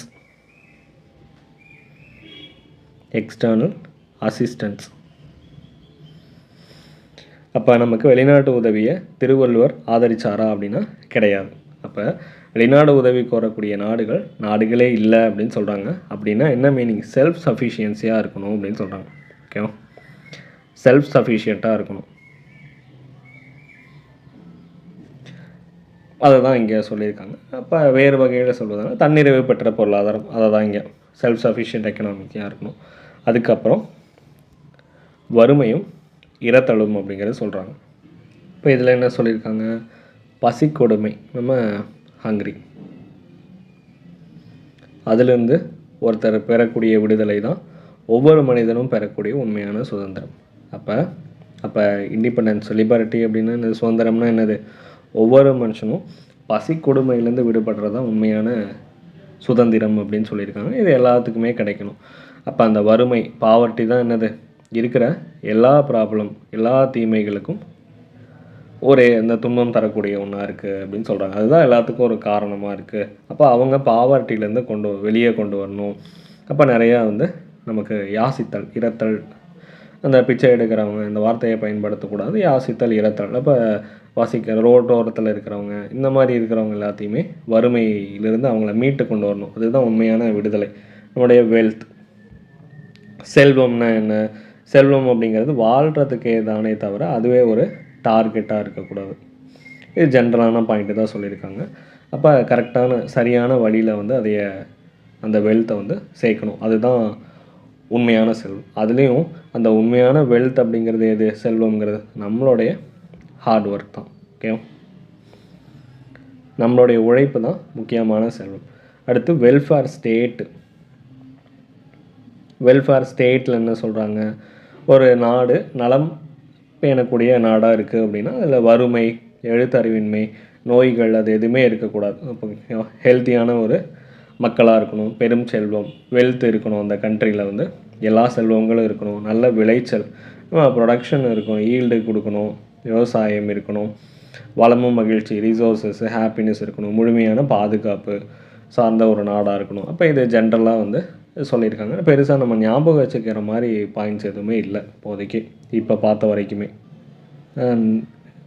சொல்லும் போது நிறையா டேட்டா சொல்லணும் அப்படின்னு மைண்டில் வச்சுருப்பேன். நம்ம அந்த மீம்லாம் பார்த்துருப்போம்ல, ப்ரெசன்டேஷன் காமிக்கும் போது ப்ரெசன்டேஷனை காமிச்சு மை நேம் முஹி அப்படின்னு சொல்கிறது, அவங்கள அந்த பர்சனை காமிச்சு திஸ் இஸ் ப்ரெசன்டேஷன் அப்படின்னு சொல்கிற மாதிரி தான் நமக்கு கரெக்டாக அந்த கண்டென்ட்டு சொல்லும் போது நிறைய மைண்டில் வச்சுருப்பேன், இது அத்தனையும் சொல்லிடணும் அப்படின்னு சொல்லிட்டு. ஆனால் ஒரு சில டேட்டா வந்து சொல்லாமல் விட்டுருந்துருப்பேன்னா இதில் புக்கில் இருக்க டேட்டா எல்லாமே சொல்லிடுவேன். எக்ஸ்ட்ரா சோர்ஸஸ் வந்து கண்டென்ட்டு அதிகமாக சொல்லணும் அப்படின்னு சொல்லியிருந்துருப்பேன். ஆனால் மேக்ஸிமம் சொல்லிடுவேன். ஒரு சில டேட்டா வந்து மிஸ் ஆகும், நம்ம ஃபாலோ பண்ணுறவங்களுக்கு தெரியும். ஆனால் அது வந்து சொல்லாமலாம் இருக்க மாட்டேன். அடுத்தடுத்த வீடியோஸ்லையோ இல்லை ஏதோ ஒரு இடத்துல அடுத்த டாபிக் வந்து கவர் பண்ணும்போதோ அதை வந்து சொல்லியிருந்திருப்பேன். இப்போ எக்ஸாம்பிள் வந்து திருவள்ளுவரை சொல்லும் போது நான் சொல்லணும்னு நினச்சிருந்திருப்பேன், அதை சொல்லியிருக்க முடியாது. நெக்ஸ்ட்டு வந்து காந்தியடிகள் பார்க்கும்போதோ இல்லை அம்பேத்கர் பார்க்கும்போதோ கண்டிப்பாக அதை சொல்லிடுவேன், ஓகேங்களா. என்னால் ஒரு வீடியோவில் எவ்வளோ மேக்ஸிமம் எக்ஸ்ட்ரா கண்டென்ட்டு சொல்ல முடியுதோ இல்லை எனக்கு எவ்வளோ தெரிஞ்சிருக்கோ அதை அத்தனையும் நான் வந்து சொல்லிடுவேன் மோஸ்ட்லி, ஓகே. இருக்கிற மேக்ஸிமம் எல்லாத்தையும் சொல்லிடுவேன். ஓகே, நெக்ஸ்ட்டு வந்து மகாத்மா காந்தியடிகள். காந்திய பொருளாதாரம் மேக்ஸிமம் எதை பொறுத்து தான் இருக்கும், நமக்கே தெரியும்ல, எத்திக்ஸ், நன்னெறி, அதை பேஸ் பண்ணி தான் இருக்கும். 1921 ஒரு கான்செப்ட் சொல்லியிருந்திருக்கார். ஒரு தேசம், ஒரு நாடு இருக்குது, அவங்களுடைய தார்மீக ஒழுக்க நெறிகளை காயப்படுத்தாமல் அப்படின்னா என்னென்னு நம்ம ஒரு சின்ன எக்ஸாம்பிள் சொல்லுவோம். இப்போ அதிகமான ப்ராஃபிட் கிடைக்கிதுன்னு வச்சுக்கோங்க, ஏதோ ஒரு பொருள் வந்து சேல் பண்ணுறாங்க, ஃபுட் ப்ராடக்ட்டுன்னு வச்சுக்குவோம். அது அதிகமாக இது கலந்தால் அதிகமாக ப்ராஃபிட் கிடைக்கும், நிறையா சேல் பண்ண முடியும் அப்படிங்கிறதுக்காக அடல்ட்டு பண்ணி நம்ம அதை வந்து கலப்படம் பண்ணி விற்கிறது தப்பு தானே. அப்போ அது ஒழுக்கமான எத்திக்ஸ் கிடையாது. அப்போ ஒழுக்கமான அது வியாபாரம் கிடையாது. அப்போ எப்போ அந்த எத்திக்ஸை ஃபாலோ பண்ணி, ப்ரொஃபஷ்னல் எத்திக்ஸை ஃபாலோ பண்ணி ஒரு பொருள் சேல் ஆகுதோ அதுதான் காந்தியோடைய கொள்கை. ஓகேவா? அதுதான் நமக்கு புரியாத வார்த்தைகளில் கொடுத்துருப்பாங்க. ஒரு தேசத்துடைய தார்மீக ஒழுக்க நெறிகள், எத்திக்ஸை வந்து காயப்படுத்துகிற மாதிரி பொருளாதாரம் இருக்கக்கூடாது அப்படிங்கிறத சொல்லியிருந்திருப்பாங்க. அது சிம்பிளாக அவ்வளோதான். ஒரு பொருள் நமக்கு அதிக லாபம் கிடைக்குது அப்படிங்கிறதுக்காக கலப்படம் பண்ணி விற்கக்கூடாது அப்படிங்கிறது தான் நமக்கு இங்கே கான்செப்ட் அண்டர்ஸ்டாண்ட் பண்ணி படிங்க. இதை அப்படியே படித்தோன்னா இது ஒன்றுமே புரியாது. அப்படிப்பட்ட ஒரு எக்கனாமி உண்மையான ஒரு க்ரோத்தே கிடையாது அப்படிங்கிறத சொல்லியிருக்காரு. 1921 சொன்னது திரும்ப அதே தான் சொல்லியிருக்காரு 1924. நமக்கு இந்த அளவு பெருசாக இந்த வருஷம்லாம் நமக்கெல்லாம் கேட்க மாட்டாங்க. இப்படி சொல்லியிருக்காரு, காந்தி சொல்லியிருக்காருங்கிறது மட்டும் ஞாபகம் வச்சுக்கோங்க. ஓகேவா? அடுத்து கிராம குடியரசு. நம்ம படிச்சிருந்தோம் போல் கிராமத்துடைய குடியரசு. அது என்ன கிராம குடியரசு? அவங்களே செல்ஃப் சஃபிஷியண்ட்டாக இருக்கணும். ஒவ்வொரு கிராமமும் செல்ஃப் சஃபிஷியண்ட்டை கொண்ட கிராமமாக மாறணும். ரிபப்ளிக் வில்லேஜ் அப்படிங்கிறத விட செல்ஃப் சஃபிஷியன்ட் வில்லேஜ் வார்த்தை இன்னும் நமக்கு ஈஸியாக அண்டர்ஸ்டாண்ட் ஆகிறதுக்காக கொடுக்கும். இப்போ காந்தியடிகள் என்ன சொல்கிறாரு? கிராமங்களில் தான் வந்து இந்தியாவே வாழுது அப்படின்னு சொல்கிறாங்க. ஓகேவா? அப்போ இந்தியா கிராமங்களில் தான் வாழுது அப்படின்னா என்ன பண்ணணும்? ஒவ்வொரு கிராமமும் தன்னிறைவு பெற்ற கிராமமாக இருக்கணும். அப்போ செல்ஃப் சஃபிஷியன்ட் வில்லேஜாக இருக்கணும். ஓகேவா? Self sufficient. நம்ம இப்போ பாரத்தை என்ன தான் சொல்கிறோம்? இந்தியாவே வந்து அதுக்கான ஒரு ஸ்கீம் கூட சொல்கிறல, ஆத்ம நிர்பார் அப்படின்னு சொல்லிட்டு. ஆத்ம நிர்பார், தன்னிறைவு பெற்ற இந்தியா அப்படிங்கிறத சொல்கிறோம். அதே தான். அப்போ செல்ஃப் சஃபிஷியன்ட் அப்போ கிராமத்தை சொல்லியிருக்காங்க. அப்போ தன்னிறைவு பெற்ற கிராமமாக இருக்கணும். அதிகமாக மெஷினரிஸ் யூஸ் பண்ணக்கூடாது. அர்பனைசேஷன் இதெல்லாம் எதிர்த்து இருந்திருக்காரு. இண்டஸ்ட்ரியலைசேஷன்லாம் காந்தி எதிர்த்தார். அப்போ நம்ம இயந்திரங்களை எதிர்த்து இருந்திருக்காரு, நகரமயமாதல் எதிர்க்கிறாரு, தொழில்மயமாதல் இண்டஸ்ட்ரியலைசேஷனை காந்தி எதிர்க்கிறார். அப்போ இயந்திரங்கள் மெஷினரிஸ்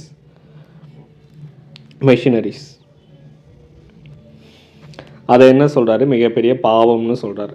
ஏன் அப்படின்னா, ஒரு எக்ஸாம்பிள் வச்சுக்கோமே. இப்போ ஒரு 100 பேர் வேலை செய்கிறாங்கன்னா அந்த 100 பேருடைய வேலை ஒரு பர்சன் ஏஐ மூலியமாக கம்ப்ளீட் பண்ணலான்னு வச்சுக்கோம். இப்போ ட்ரெண்டுக்கு தகுந்த மாதிரி எடுப்போம். அப்போ ரிமைனிங் இருக்கக்கூடிய 99 பேரோட வேலை என்னாச்சு? அப்போ அது கொஷின் மார்க்காக இருக்கா? அப்போ 100 பேர் செய்யக்கூடிய வேலையை ஒருத்தரையே ஆப்ரேட் பண்ணுறது மூலிமா முடிச்சிடலாம் அப்படின்னா மீதி 99 பேருடைய வேலை என்ன ஆகும்? அப்போ அவ்வளோதான். அதை தான் சொல்லியிருக்காரு. இயந்திரங்கள் தீமைகள், அதை மெஷினரிஸோடைய தீமை என்னென்னலாம் நெகட்டிவ் இருக்குது அப்படிங்கிறத மக்களுக்கு புரிய வைக்கணும். இயந்திரம்ங்கிறது நமக்கு, மெஷினரிஸுங்கிறது நம்மளுடைய வரம்லாம் கிடையாது, அது ஒரு சாபம் தான் அப்படிங்கிறது சொல்கிறாரு. அப்போ அதை வந்து கெட்டதாக பார்க்கணும், அதை யூஸ் பண்ண வேணாங்கிறது சொல்கிறாங்க. அடுத்து இண்டஸ்ட்ரியலைசேஷன் தொழில்மயம் அப்படிங்கிறது ஒரு பெரிய சாபம் தான். இது என்னது? நமக்கு பெருசாக வந்து நாட்டுடைய திறன் முழுக்க சுரண்டப்படுது, எக்ஸ்ப்ளாய்டேஷன் இங்கே ஆகுது அப்படின்னு சொல்லியிருக்காரு. அப்போ தொழில்மயமாகிறது மூலிமா நாட்டுடைய திறன் ஸ்கில்லு முழுக்க என்ன ஆகுது? ஹியூமனுக்கு இருக்கக்கூடிய ஸ்கில்லு வந்து இங்கே வந்து சுரண்டப்படுது அப்படிங்கிறத சொல்கிறாங்க. இங்கே பாதிக்கப்படுது. அதனால் மெஷினரிஸ் யூஸ் பண்ண வேணாம். அடுத்த உற்பத்தி என்ன பண்ணணும்? பரவலாக்கம் பண்ணணும் அப்படிங்கிறத சொல்லியிருக்காரு. ப்ரொடக்டிவிட்டியை ஸ்ப்ரெட் பண்ணணும், எல்லா பக்கமும் கொண்டு போகணும். அப்போ ஒரு பக்கம், அதாவது சின்ன சின்ன இடத்துலையும் சின்ன சின்ன வீடுகள்லேருந்து பெரிய அளவில் கம்பெனிஸ் வரைக்குமே வந்து என்ன பண்ணணும்? நமக்கு உற்பத்தியை கொண்டு போகணும்னு சொல்கிறாங்க. ஒரு சின்ன இடத்துல ஸ்டார்ட் பண்ணி ஒரு பொருள் இங்கேயும் கிடைக்கணும், எல்லா இடத்துலையும் ஆக்சசபிளாக இருக்கணும், அதோடைய உற்பத்தி எல்லா பக்கமும் பரவி இருக்கணும் அப்படிங்கிறதா சொல்லியிருக்காரு. இதெல்லாம் பெருசாக ஒன்றும் நம்ம ஞாபகம் வச்சுக்கிற மாதிரியான டேட்டாலாம் கிடையாது. கிராம சர்வோதயா அப்படின்னா என்ன? அங்கே சொன்னதே தான். உண்மையான இந்தியா அப்படிங்கிறது நகரங்கள், அர்பனில் கிடையாது, புறநகரங்களில் கிடையாது. எங்கே தான் இருக்குது? கிராமங்களில் தான் இருக்குது. அப்போ கிராமங்கள் செல்ஃப் சஃபிஷியன்ட் கொண்ட கிராமங்களாக இருக்கணும்னு திரும்ப அதே பாயிண்ட்டு தான் திரும்ப சொல்கிறாங்க. பிரெட் லேபர், அது என்ன பிரெட் லேபர்? ஒவ்வொரு மனுஷனும் அவனுக்கு தேவையான உணவுக்காக அவனுடைய கையாலேயே அவன் உழைச்சி அதை ஏர்ன் பண்ணிக்கணும். ஓகேவா? அப்போ ஒரு மனுஷன் அவனுக்கு தேவையான உணவுக்காக அவனே தன்னுடைய கையால் உழைச்சி அவனே ஏர்ன் பண்ணிக்கிறான் அப்படின்னா அதுதான் பிரெட் லேபர்னு சொல்கிறாங்க, உடல் உழைப்பு. ஓகே. இப்போ காந்தியடிகள் மெஷினரிஸ் வேணான்னு சொல்லிட்டாரு. அப்போ தனக்கு தேவையான உணவை அவனே வேலை செஞ்சு அவனே வியர்வை சிந்தி அவனே சம்பாரிச்சுக்கணும் அப்படிங்கிறத சொல்கிறது தான் ப்ரெட் லேபர். சரி, ப்ரெட்டு அதுக்காக தான் வந்து அதுதான் உணவா? அப்போ அந்த உணவுக்காக வேலை செய்கிறது தான் ப்ரெட் லேபர்னு நம்ம ஞாபகம் வச்சுக்கலாம். அப்போ காந்தியடிகள் எப்போவுமே உடல் உழைப்பு, நம்ம ஹார்ட் ஒர்க்கிங் மேன், ஹியூமன் ஒர்க்கை தான் வந்து அதிகமாக விரும்புகிறார். அப்போ இதுலேருந்து அதுதான் நமக்கு தெரிஞ்சுக்கிறது. அதுக்கப்புறம் அறக்கட்டளை கோட்பாடு. அது என்ன அறக்கட்டளை கோட்பாடு? ட்ரஸ்டிஷிப்.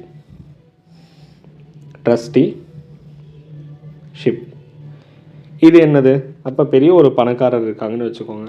இது நார்மலாக பேசிக்காக வச்சு பாருங்கள். பெரிய பணக்காரங்க அவங்க கிட்ட இருக்க செல்வம் எல்லாத்தையும் முழுசாக அவங்களே வந்து எடுத்துக்காமல் யூஸ் பண்ணிக்காமல் அதை அவங்க ஒரு ட்ரஸ்டியாக இருந்து சோஷியல் வெல்ஃபேருக்காக யூஸ் பண்ணுறாங்க அப்படின்னா அதுதான் வந்து அறக்கட்டளை கோட்பாடு, ட்ரஸ்டிஷிப்னு சொல்கிறாங்க. புரியுதுங்களா? அதுக்கப்புறம் உணவு பிரச்சனை. உணவுப் பொருட்கள் மேலே எல்லா விதமான கட்டுப்பாடுகளையும் காந்தியடிகள் எதிர்க்கிறாரு. இது என்ன ஆகுமா? செயற்கையான ஒரு பற்றாக்குறை நமக்கு இந்த ஃபெமைன் மாதிரி பழைய பிரிட்டிஷோடைய பீரியடில் எப்படி இருந்துச்சோ அதே மாதிரி உருவாக்கும் அப்படிங்கிறத சொல்லியிருக்காங்க. அப்போ இந்தியா எப்போவுமே உணவு தானியத்துக்காக மற்ற நாடுகளை வந்து கையேந்தி இருக்கக்கூடாது, நம்மளே வந்து செல்ஃப் சஃபிஷியண்ட்டாக இருந்துக்கணும் அப்படிங்கிறத சொல்கிறாங்க. ஓகேங்களா?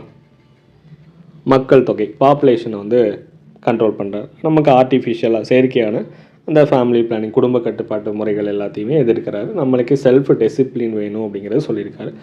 இதுதான் உண்மையான சிறந்த வழி அப்படின்னு காந்தியடிகள் சொல்கிறார். ஓகே, மது விலக்கு.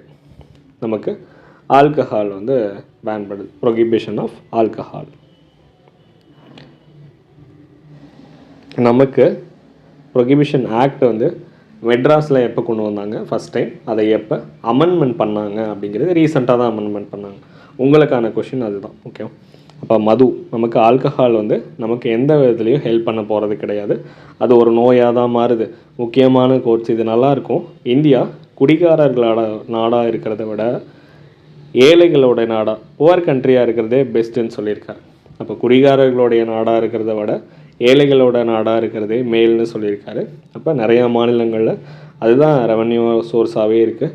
உங்களுக்கான கொஷின் இப்போதைக்கு நம்ம 2026 எங்கெங்கெல்லாம் வந்து ஆல்கஹால் வந்து பேன்டு ஸ்டேட் அப்படிங்கிறது உங்களுக்கான கொஷின். அது யூனியன் டெரிட்டரியாக இருக்கலாம், ஸ்டேட்டாக இருக்கலாம். ஏதாவது ஸ்டேட்டில் வந்து பேன் பண்ணியிருப்பாங்க. ஆல்கஹால் அங்கே 100% கிடையாது. அந்த மாதிரி ஏதாவது ஸ்டேட் இருக்கா, இல்லை யூனியன் டெரிட்டரி இருக்கா அப்படின்னு நீங்களாக ஐடென்டிஃபை பண்ணுங்கள். அடுத்து நமக்கு எல்லாமே தெரிஞ்ச ஒரு பர்சன் தான் ஜவஹர்லால். இவர் தான் நம்ம நவீன என்ன சொல்லுவாங்க, நம்ம நவீன இந்தியாவோடைய சிற்பி அப்படின்னு சொல்லுவாங்களா. இப்போ இதில் என்ன சொல்கிறாங்க, சுதந்திர இந்தியா, இண்டிபெண்டன்ஸ் இந்தியாவுடைய ஃபஸ்ட்டு பிரைம் மினிஸ்டர் 1964 வரைக்கும் இருந்தார். 1947 1967 வரைக்கும் இருந்தார். சும்மா ஜென்ரலான பாயிண்ட்ஸ் தான் வந்து கொடுத்துருக்காங்க. அப்போ அவரோட இதில் ஃபஸ்ட் எடுத்தவனே மக்களாட்சியும் மதச்சார்பின்மையும். அப்போ அது என்ன மக்களாட்சியும் மதச்சார்பின்மையும்? நமக்கு டெமோக்ராட்டிக், மதச்சார்பின்மைனா செக்யூலரிசம். அப்போ ஒரு கண்ட்ரி இதை டெமோக்ரஸியை வந்து நமக்கு அதிகமாக பேசினது ஜவஹர்லால் நேரு தெரியும். அப்போ எல்லா ரைட்ஸும் இருக்கணும். ஒரு குடிமக்களுக்கு அவனுக்கு பேசுகிறதுக்கான உரிமை இருக்கணும், சிட்டிசனுக்கு அவனுக்கு தேவையான உரிமைகள் இருக்கணும், எல்லாமே ரூல் ஆஃப் லா படி தான் நடக்கணும். பார்லிமெண்ட்டை வந்து டெமோக்ரஸியை நம்பினவர் நமக்கு நேரு தான். அடுத்து செக்யூலரிசம், நமக்கு எல்லா மதங்களும் இருக்குது, நம்ம எல்லா மதங்களும் இருந்து நமக்கு யூனிட்டி இன் டைவர்சிட்டின்னு சொல்லியிருந்திருப்பாங்களா. அப்போ மற்ற எல்லா மதங்களும் ஒன்றா சேர்ந்து இருக்குது. இப்போ மெஜாரிட்டினால், மத பெரும்பான்மையினால் யாருக்கும் எந்த விதமான பாதிப்பும் வரப்போகிறது இல்லை அப்படிங்கிறத சொல்லியிருக்கார். அப்போ இது நார்மலான ஒன்று தானே. அடுத்து பிளானிங், அதில் நம்ம ஞாபகம் வச்சுக்கிற மாதிரிலாம் ஒன்றும் இல்லை. அடுத்து பிளானிங், நம்ம பிளானிங் அப்படிங்கிற ஒரு கான்செப்டை இந்தியாவில் இன்ட்ரொடியூஸ் பண்ணி வச்சது நமக்கு நேரு தான். இப்போ பொருளாதார திட்டமிடுதல் அப்படிங்கிறது நமக்கு பார்த்து வந்துருப்பலாம். பிளானிங் கமிஷன் எல்லாமே இருந்திருக்கும். 1950s பிளானிங் கமிஷன் நமக்கு 1950s வந்து தொடங்கியிருப்பாங்க. எப்போ வரைக்கும் 2014 வரைக்கும் அந்த 5 இயர் பிளான் வந்து போயிருந்திருக்கும். அதை ஸ்டாப் பண்ணியிருந்திருப்பாங்க. 2015 இதுக்கு பதிலாக என்ன வந்துருச்சு, நித்தி ஆயோக் வந்து கொண்டு வந்திருப்பாங்க. பிளானிங் கமிஷனுக்கு மாற்றம் நித்தி ஆயோக், திட்டக்குழுவுக்கு மாற்றம் நித்தி ஆயோக். நமக்கு 5 இயர் பிளான் 1951 தொடங்கி இருந்திருப்பாங்க. அப்போ 1956 அது வந்து 5 year plan, second 5 year plan அதில் சொல்லியிருந்திருக்காங்க. திட்டமிடுதல், பிளானிங்னா ஒன்றும் இல்லை, நம்மளுடைய ஹியூமன் ரிசோர்ஸ் பணத்தையும் எப்படி சிறந்த வகையில் நம்ம யூஸ் பண்ண போகிறோம் அப்படிங்கிறது தான் பிளானிங். இப்போ பிளானிங்னா ஒன்றும் இல்லை, நம்மகிட்ட ஹியூமன் ரிசோர்ஸ் அதிகமான மக்கள் இருக்காங்க, இளைஞர்கள் இருக்காங்க. அதையும் பணத்தையும் நம்ம எப்படி வந்து ஹேண்டில் பண்ண போகிறோம், அதை எப்படி பிளானிங்கில் நம்ம யூஸ் பண்ண போகிறோம், இன்வெஸ்ட் பண்ண போகிறோம் அப்படிங்கிறது தான் முக்கியமானது.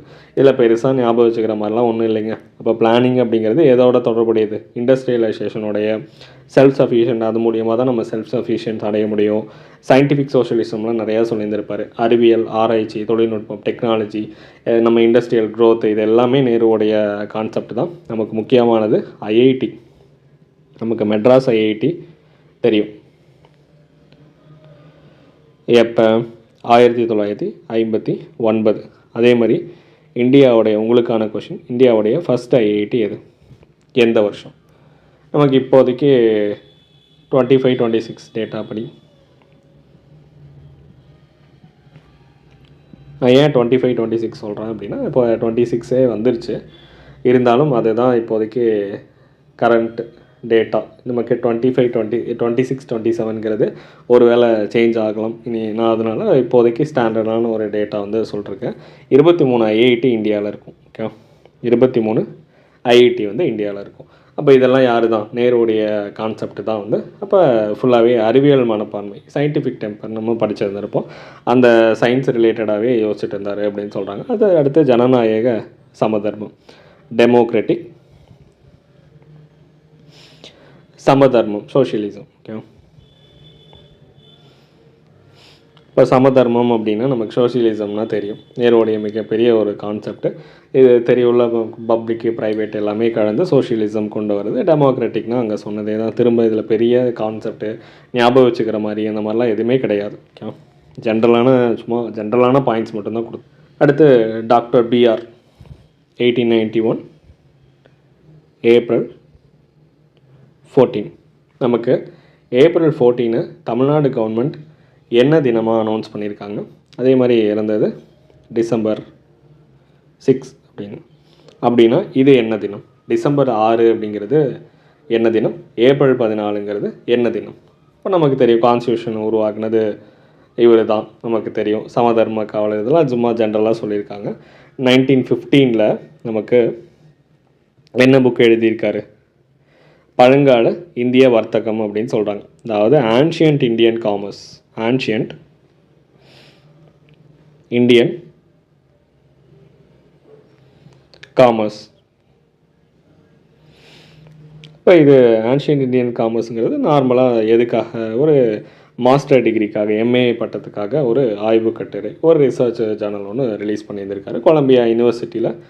எதுக்காக? மாஸ்டர் டிகிரிக்காக சமர்ப்பிச்சிருக்கார். ஓகே, அதுக்கப்புறம் இந்தியாவுடைய தேசிய பங்கீடு வரலாறு ஒரு பகுப்பாய்வு அப்படின்னு சொல்கிறாங்க. இந்தியாவுடைய தேசிய பங்கீடு வரலாற்று மற்றும் பகுப்பாய்வு, national dividend of India.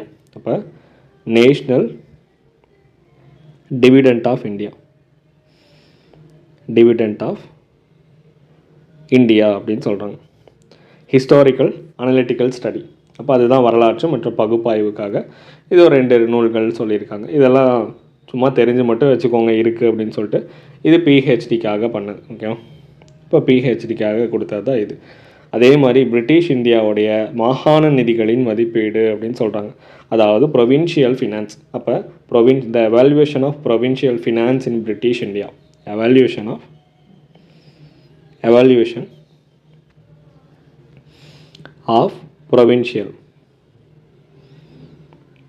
provincial finance in British India. இப்போ இதை பற்றி எழுதியிருக்காரு, ஒரு ஆய்வு பண்ணியிருக்காரு. அடுத்து 1921 அதே தான் நம்ம பிரிட்டிஷ் இந்தியாவுடைய நிதி பரவலாக்கம், எம்எஸ்சி டிகிரிக்காக பண்ணியிருக்காரு. நமக்கு இது வரைக்கும் பார்த்தது பெருசாக முக்கியம் கிடையாது. இதுதான் முக்கியம். த ப்ராப்ளம் ஆஃப் ரூபாயின் பிரச்சனைகள் அப்படின்னு சொல்கிறாங்க. ப்ராப்ளம் ஆஃப் ரூபி 1923 அவருடைய ஃபேமஸான ஒரு ஆய்வு. நமக்கு இதை பேஸ் பண்ணி தான் என்ன பண்ணாங்க, இதை எங்கே படிச்சிருக்காரு? லண்டனில் டிஎஸ்ஐ டிகிரிக்காக படிச்சிருக்காரு. இதை பேஸ் பண்ணி தான் நமக்கு இந்தியாவுடைய ரிசர்வ் பேங்க் வந்து உருவாக்கியிருக்காங்க. ஓகேவா?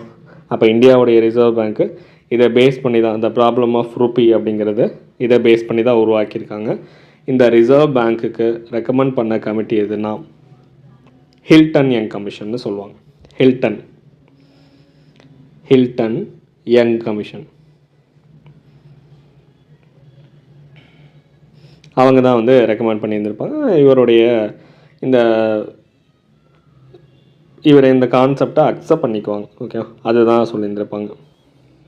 ஹில்டன் யங் கமிட்டி முக்கியமானது. இப்போ நிதி பொருளாதாரம் இதெல்லாம் நமக்கு எதுவுமே தேவையில்லை. ஃபுல்லாக வந்து படித்து எல்லா டேட்டாவும் மைண்டில் ஸ்டோர் பண்ணிக்காதீங்க. ஒவ்வொரு பொருளாதாரமாக சொல்லியிருக்காங்க. அதாவது நிதி பொருளாதாரம், அதுக்கப்புறம் வேளாண் பொருளாதாரம், சமூக நீதி பொருளாதாரம். வேளாண் பொருளாதாரத்தில் இதை வேணால் பார்த்து வச்சுக்கலாம். இந்தியாவில் குறைந்த நில உடைமை.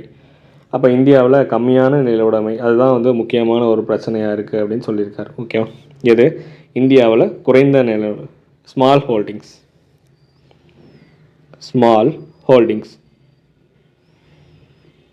என்னது small holdings in India? Land தான். India and their remedies.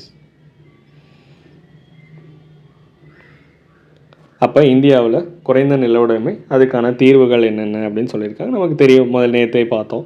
அதில் ஃப்ராக்மெண்டேஷன் 1918, அதாவது 18 ஏஜ் ஆச்சுன்னு வச்சுக்கோங்க, லேண்டை வந்து அவங்க பேருக்கு மாற்றி எழுதி கொடுப்பாங்க அப்படிங்கிறது ஞாபகம் வச்சுக்கோங்க. அப்போ இந்த மாதிரி பிரித்து எழுதி கொடுக்கும் போது அப்போ நிலம் துண்டாடப்படுதல், ஃப்ராக்மெண்டேஷன் நடக்கும். அப்போ அதுதான் நம்ம இந்தியாவில் இருக்கக்கூடிய பெரிய ஒரு பிரச்சனை.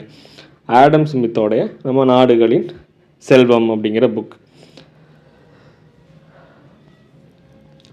அதே மாதிரி அதுக்கு இணையாக ஒரு புக்கை வந்து இவர் எழுதியிருக்கிறார். ஓகே, அதில் நமக்கு நில உடைமை ஒருங்கிணைப்பு, அந்த லேண்ட் எல்லாத்தையும் ஒன்றா சேர்த்துனது, லேண்ட் எல்லாத்தையும் விரிவாக்குறது, நில உடைமை விரிவாக்கம், இதுக்கு உண்டான டிஃப்ரென்ஸை சொன்னது தான் வந்து இந்த புக்கு அப்படிங்கிறத சொல்கிறாங்க. Small holdings in India and their remedies. அது பெருசாக ஒன்றும் முக்கியம் கிடையாது, சும்மா தெரிஞ்சு வச்சுக்கோங்க.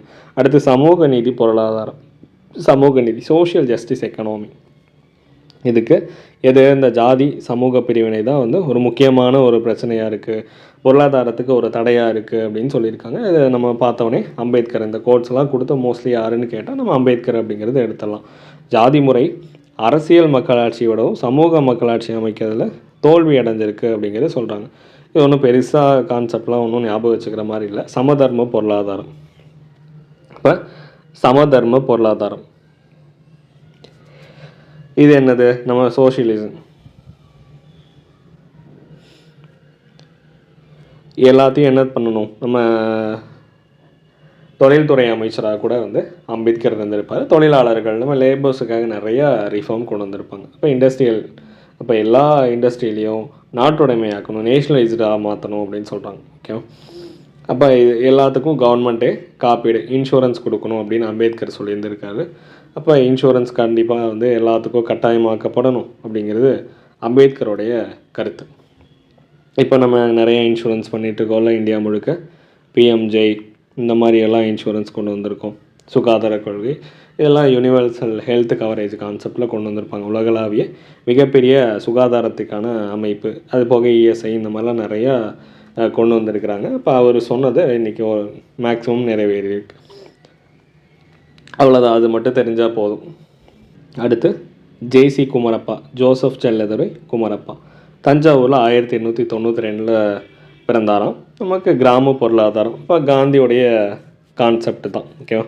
அப்போ அதே தான் நமக்கு வில்லேஜ் லெவல்லேருந்து எக்கனாமியை கொண்டு போகணும் அப்படிங்கிறத பேசியிருந்திருக்காரு. காந்திய பொருளாதாரம் அப்படின்னு சொல்கிறாங்க.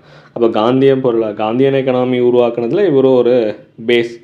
அப்போ இவர் ஒரு முக்கியமான ஒரு பர்சனாக வந்து இருந்திருக்காங்க. காந்தியன் எக்கனாமி என்ன இருக்கணும்? காந்தியோடைய எக்கனாமி கிராம தொழில்கள். அப்போ நமக்கு கிராம அளவில் வில்லேஜ் லெவலில் தொழில்கள், நம்ம அந்த காட்டேஜ் இண்டஸ்ட்ரீஸ் அந்த மாதிரி இருக்கணும். அது போக கிறிஸ்துவத்தையும் காந்தியும் ரெண்டையும் சேர்த்து ஒரு பொருளாதார கொள்கை, எக்கனாமிக் பாலிசி மாதிரி வந்து சொன்னது தான் நமக்கு ஜேசி குமரப்பா.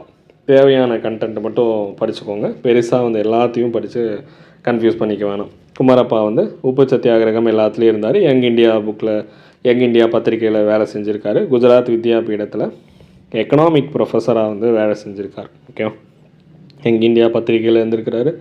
குஜராத் வித்யாபீடத்தில் எக்கனாமிக் ப்ரொஃபஸராக. நமக்கு அனைத்து இந்திய கிராம தொழில் கழகம் அப்படின்னு சொல்லிட்டு 1935 தொடங்கியிருக்காங்க. அனைத்து இந்திய கிராம தொழில் கழகம்.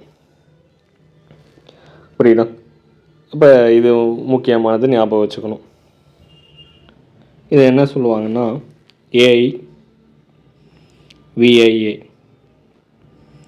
All India village industries association. நம்ம 1935 ஜேசி குமரப்பா 1935 அனைத்து இந்திய கிராம தொழில் கழகம் உருவாக்கி இருந்திருக்காரு. அதுக்கப்புறம் சிறைக்கு போயிருந்திருக்காரு. நிலைத்த பொருளாதாரம் அப்படின்னு சொல்கிறாங்க. நமக்கு எக்கனாமி ஆஃப் பெர்மனன்ஸ்.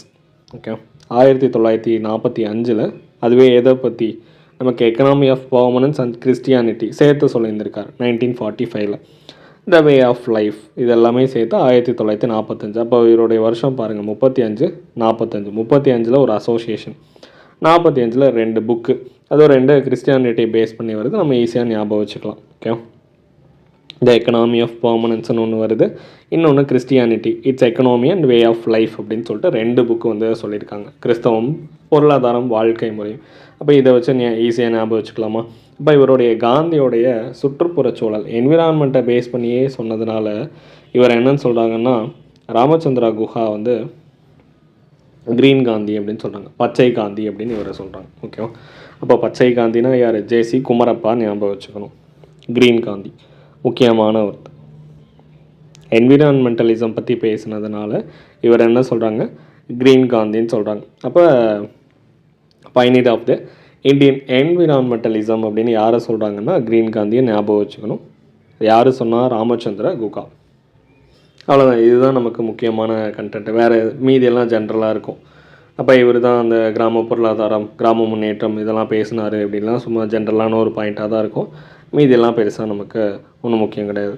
இப்போ விகேஆர்வி ராவ்,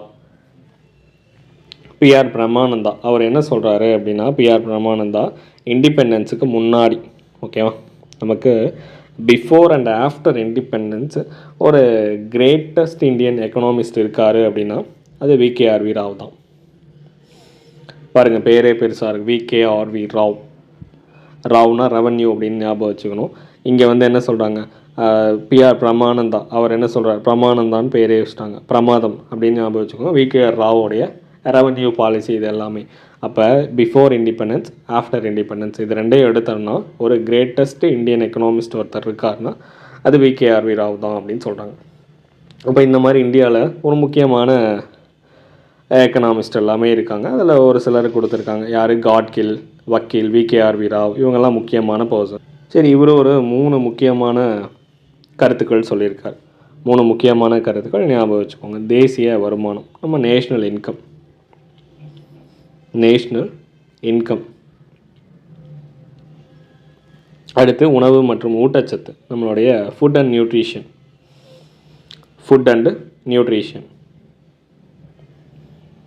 3வது வேலை வாய்ப்பும் தொழில் பகிர்வும். அப்போ எம்ப்ளாய்மெண்ட்டும் அதுக்கப்புறம் ஆக்குபேஷனல் டிஸ்ட்ரிபியூஷன். அப்போ இந்த 3 கான்செப்ட், நல்ல வேலை வாய்ப்பு, தொழில் பகிர்வு இருக்குதுன்னு வச்சுக்கோங்க. நம்மளுடைய ஊட்டச்சத்து உணவு எல்லாமே நல்லாயிருக்கும், நாட்டு வருமானமும் நல்லாயிருக்கும் அப்படின்னு ஞாபகம் வச்சுக்கலாமா? நல்ல வேலை வாய்ப்பு, தொழில் பகிர்வு இருந்துச்சு அப்படின்னா நமக்கான நியூட்ரிஷன் ஃபுட்டும் நம்ம நல்லா எடுத்துக்க முடியும், நாட்டோடைய நேஷ்னல் இன்கமும் நல்லாயிருக்கும் அப்படிங்கிறது ஞாபகம் வச்சுக்கோங்க. இதில் முக்கியமானது என்ன படித்தோம் நம்ம? AIVIA 1935 all India village industries association ஒன்று படித்தோம். அதுக்கப்புறம் அந்த கிறிஸ்டியானிட்டி பேஸ் பண்ணி 2 புக்கு, பெர்மனன்ஸ் ஆஃப் எக்கனாமி, அது ரெண்டுமே லைஃப், இது எல்லாமே சேர்த்து 1945 1935-45. அடுத்து ராமச்சந்திர குஹா தான் நமக்கு க்ரீன் காந்தி, பச்சை காந்தின்னு சொன்னது என்விரான்மெண்டலிசம் சேர்த்து சொன்னதுக்காக. அதுக்கப்புறம் விகேஆர்வி ராவ், பிஆர் பிரமானந்தா என்ன சொன்னார்? இவர் தான் பிஃபோர் இண்டிபெண்டன்ஸ், ஆஃப்டர் இண்டிபெண்டன்ஸ் எல்லாமே தலை சிறந்த ஒரு பொருளாதார வல்லுநர் அப்படின்னு சொல்கிறாங்க. காட்கில், எத்தனையோ எக்கனாமிஸ்ட் இருக்காங்க, காட்கில், வக்கீல், இவங்களுடைய வரிசைகளில் இவரும் ஒருத்தர் முக்கியமான ஒரு பர்சன். அப்போ பிஃபோர் இண்டிபெண்டன்ஸ், ஆஃப்டர் இண்டிபெண்டன்ஸில் அப்போ இவர் ஒரு 3 கான்செப்டை பற்றி பேசியிருக்கிறாரு. ஒன்று வந்து நேஷனல் இன்கம் பற்றி சொல்லியிருக்காரு, ஃபுட் அண்ட் நியூட்ரிஷன் பற்றி சொல்லியிருக்காரு, அதுக்கப்புறம் எம்ப்ளாய்மெண்ட் அண்ட் ஆக்குபேஷனல் டிஸ்ட்ரிபியூஷன் பற்றி சொல்லியிருக்காரு. ஓகே, இது ஒரு முக்கியமானது, அவ்வளோதான் இதில். சரி, விகேஆர்வி ராவ் என்னென்ன சொல்லியிருக்காரு? நாட்டு வருமானம், நேஷ்னலுடைய இன்கம், நேஷ்னல் இன்கம் கால்குலேஷன் மெத்தடாலஜியை பற்றி சொல்லியிருக்காரு. ஓகேவா, கால்குலேஷன் மெத்தடாலஜி.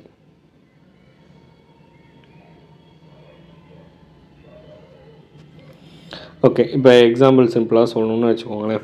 வீட்டில் வந்து ஒரு பேரண்ட், நம்ம அப்பா அம்மா இருக்காங்க, அவங்களுடைய சேலரி மட்டும் நம்ம கன்சிடர் பண்ணாமல், நம்ம வீட்டில் ஒரு வேளை காய்கறி இந்த கார்டனிங்லாம் வச்சுருக்கோம் அப்படின்னா அதில் காய்கறிகள்லாம் வருதுன்னு வச்சுக்கோங்க. அப்போ அப்பா அம்மாவுடைய சேலரியை மட்டும் சேர்க்காம அந்த காய்கறிகள் கிடைக்குதில்ல அந்த நம்மளுடைய கார்டனில், அதோடைய வேல்யூவும் என்னங்கிறத ஆட் பண்ணிக்கிட்டோன்னா அதுதான் உண்மையாலுமே வந்து ஒரு நாட்டு நேஷ்னல் இன்கம்மை வந்து கால்குலேட் பண்ணுற மெத்தடாலஜி அப்படிங்கிறத சொல்லியிருக்கார். இதுதான் நம்ம ஜிவிகே வந்து ராவ் சொன்னது. அப்போ நாட்டு வருமானங்கிறது மூலயமா பொருளாதாரவாதியாக அவர் இருக்கிறாரு. ஓகே, இருக்கட்டும், இது நமக்கு பெருசாக ஒன்றும் முக்கியமானது கிடையாது. ஜேஎம் கீன்ஸ் நமக்கு இப்போதைக்கு modern economist, father of modern economist J M Keynes, அவருடைய ஸ்டூடெண்ட் மட்டும் இல்லாமல் பெரிய லெவலில் இருக்க எக்கனாமிஸ்ட்டாக இருக்கக்கூடிய கோலின் கார்க் எல்லாத்தோடையும் வேலை செஞ்சுருக்காங்க. நம்ம டபிள்யூ சிங்கர் அவர் என்ன சொல்கிறாரு, கீன்ஸோடைய மாணவர்களில் பெஸ்ட்டு யார் அப்படின்னா இவர் தான் அப்படின்னு சொல்லியிருக்காங்க. ஓகேவா, இவர் தான் வந்து ஒரு ப்ராக்டிக்கல் எக்கனாமிஸ்ட்டாக இருந்திருக்காரு. ஒரு கீன்ஸோடைய ஸ்டூடெண்ட்லேயே ஒரு பெஸ்ட்டு ஸ்டூடெண்ட் யாருன்னா ராவ் தான். அப்போ அவர் தான் நமக்கு கால்குலேஷன் மெத்தடாலஜி சொல்லியிருந்திருக்காரு. டெவலப்பிங் கண்ட்ரீஸ்க்கு, இந்தியா மாதிரியான டெவலப்பிங் கண்ட்ரீஸுக்கு இந்த மாதிரி தான் இப்போ நம்ம சொன்னோம்ல அதே மாதிரி தான் கால்குலேஷன் எடுத்துக்கணும் அப்படின்னு சொல்லியிருக்காங்க. இப்போ முன்னேறி கொண்டிருக்கும் நாடுகளில் முதலீடு என்ன, கேபிட்டல் போடுறாங்க, என்ன சேவிங்ஸ் இருக்குது, அதை எப்படி மல்டிப்ளை பண்ணுறது, இந்த மாதிரி. அதே வந்து வளர்ச்சி குன்றிய நாடுகள், அந்த இன்னும் டெவலப்டே ஆகாத கண்ட்ரீஸில் தொழில்மயமாக்கலுடைய விளைவு என்ன, அதனுடைய எஃபெக்ட் என்ன அப்படிங்கிறத சேர்த்து படிச்சுக்கணும்னு சொல்லியிருக்காரு. இது பெருசாக ஒன்றும் முக்கியம்லாம் கிடையாது. அது ஒரு முழு வேலை வாய்ப்பும் ஒரு முன்னேற்றமும் அப்படின்னு சொல்லிட்டு ஒரு ஆய்வு கட்டுரை ஒரு ஜேர்னல் ஒன்று ரெடி பண்ணியிருந்திருக்காரு நம்ம ரிசர்ச் பார்க்க. அப்போ முழு வேலை வாய்ப்பு, பொருளாதார முன்னேற்றம், இதை தெரிஞ்சு வச்சுக்கணும். இவர் எழுதியிருக்கிறாரு அப்படின்னு மட்டும் தெரிஞ்சு வச்சுக்கோங்க.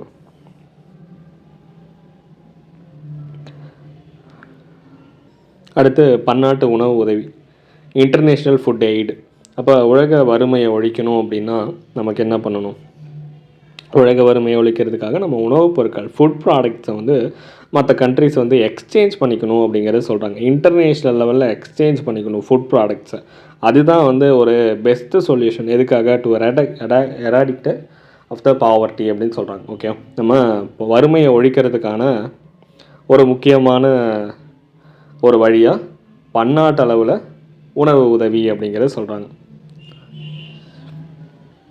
பார்த்தீங்களா, அப்போ சொன்ன மாதிரி திஸ் இஸ் ப்ரெசன்டேஷன் மாதிரி கொஞ்சம் ப்ரொஃபஷ்னலாக சொல்லும் போது எராடிகேட் அப்படிங்கிற ஒரு வார்த்தை கூட டங்க் ரோல் ஆகி என்னென்னமோ வந்து சொல்லிருக்கேன்.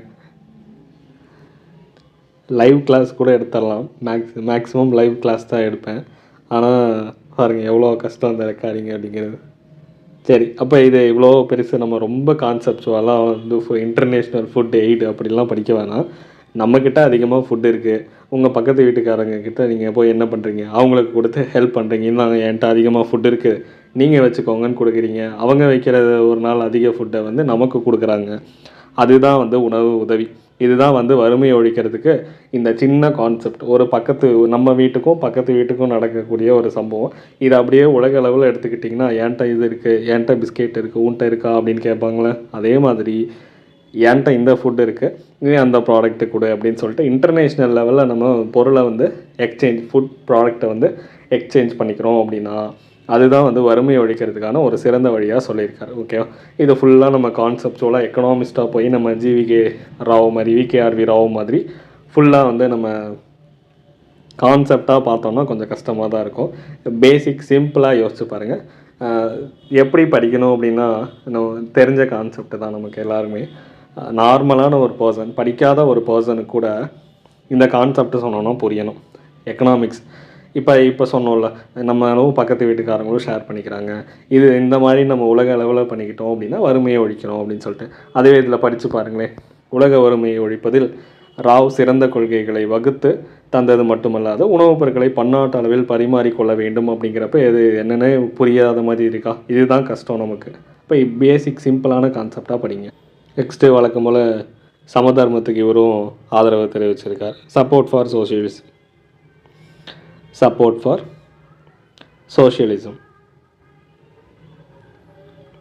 இப்போ இதுவும் வந்து நம்ம கான்செப்ட் ஃபுல்லாக படிக்காமல் இந்திய திட்டமிடல் முந்தைய காலங்களில் ராவ் வந்து சமதர்ம இந்தியாவை வலியுறுத்தினார் அப்படிலாம் படிக்க வேணும். பேசிக்காக சும்மா வந்து கான்செப்ட் நம்ம நார்மலாக என்ன சொல்கிறாங்க, ப்ரைவேட்டுக்கிட்டே நம்ம சும்மா இமேஜின் பண்ணுவோம். பஸ் எல்லாமே நமக்கு மறுபடியும் ப்ரைவேட்டாக பப்ளிக்குங்கிறத ப்ரைவேட்டாக மாற்றிட்டோன்னு வச்சுக்கோங்களேன். அப்போ என்ன ஆகும், அந்த பஸ்ஸு டிரான்ஸ்போர்ட் இது எல்லாத்தையும் அதிகமான காஸ்ட்டு எஃபெக்டிவாக நமக்கு கிடைக்காது. அதிகமான காஸ்ட் வச்சுருப்பாங்க. அந்த பஸ் ஃபேர்லாம் அதிகமாக இருக்கும். அப்போ டிக்கெட்லாம் அதிகமாக இருக்கும். நம்ம வந்து அதை அவ்வளோ சீக்கிரம் வந்து ஆக்சஸ் பண்ண முடியும். இது யாரை பாதிக்கும்? நம்மளை மாதிரி மிடில் கிளாஸ் ஏழைகளை வந்து பாதிக்கக்கூடிய ஒன்று. அப்போ என்ன பண்ணுறாரு ராவும், என்ன பண்ணுறாரு, சமதர்மத்துக்கு ஆதரவு தரார். சப்போர்ட் ஃபார் சோஷியலிசம் சொல்கிறார். அப்போ நமக்கு எப்படி வந்து பஸ் எல்லாமே ப்ரைவேட்டு கொடுத்துட்டா அதிகமான டிக்கெட் அந்த மாதிரி இருக்குமோ, அப்போ அது இல்லாமல் என்ன பண்ணுறாங்க, நம்ம எஸ்டிசி எஸ்சிடிசி இந்த மாதிரி பப்ளிக் கிட்ட இருக்கும் போது, அரசு போக்குவரத்து கழகமாக இருக்கும் போது இது என்னாகும், அப்போ ஏழைகளுக்கு நம்ம அவங்க பயன்படுத்தக்கூடிய வகைகள் இருக்கும். அதை தான் இங்கே சொல்கிறாங்க. அப்போ அதுதான் ஏழைகளுக்கு நல்லது அப்படிங்கிறத சொல்கிறாங்க. அப்போ பப்ளிக் செக்டார் தான் பெரிய ஒரு லீடிங் ரோலே வந்து எக்கனாமிக் டெவலப்மெண்ட்டை ப்ளே பண்ணுது. ஓகேவா? எதுக்காக?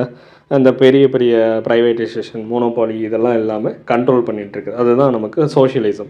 அதை தான் இங்கே கொடுத்துருக்காங்க. இப்போ படித்து பாருங்கள்.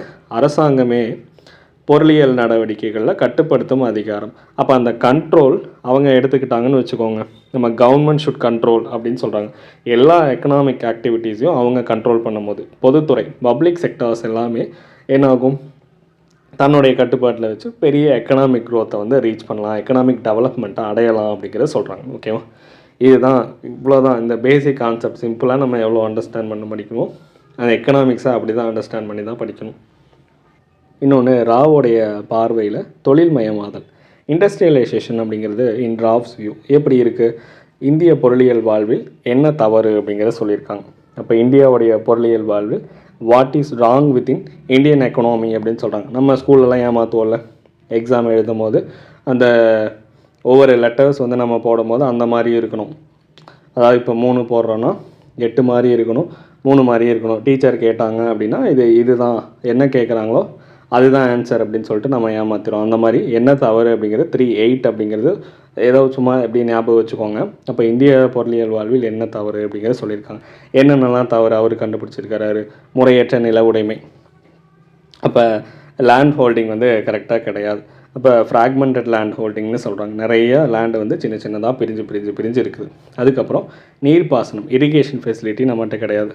நமக்கு இரிகேஷன் ஃபெசிலிட்டியும் கிடையாது. அதுக்கப்புறம் பேரழிவு, தொழில்துறையின்மை, அப்போ பெருசாக இண்டஸ்ட்ரியலைசேஷன் கிடையாது. வேளாண்மை, நம்ம அக்ரிகல்ச்சர்லேயே அதிகமான மக்கள் வந்து இன்வால்வ் ஆகிறனால லேக் ஆஃப் இண்டஸ்ட்ரியல் செக்டார், நம்ம இண்டஸ்ட்ரியல் செக்டாரில் பெரிய அளவில் இது கிடையாது. அடுத்து லேக் ஆஃப் இன்வெஸ்ட்மெண்ட்டும் நம்மக்கிட்ட கிடையாது. அப்போ இதெல்லாம் இல்லை, கிடையாது, பிரச்சனை அப்படி இப்போ எல்லாமே இருக்குது நம்மக்கிட்ட.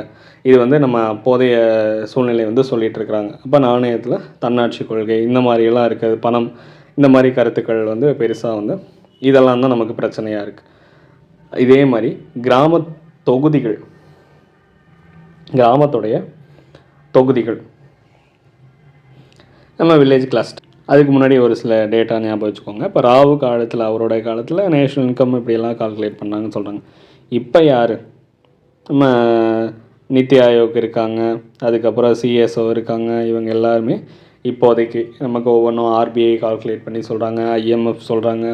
இப்போ கிடைக்கிறது நமக்கு ரியல் ஜிடிபி வந்து கிடச்சிருது. ஓகேவா?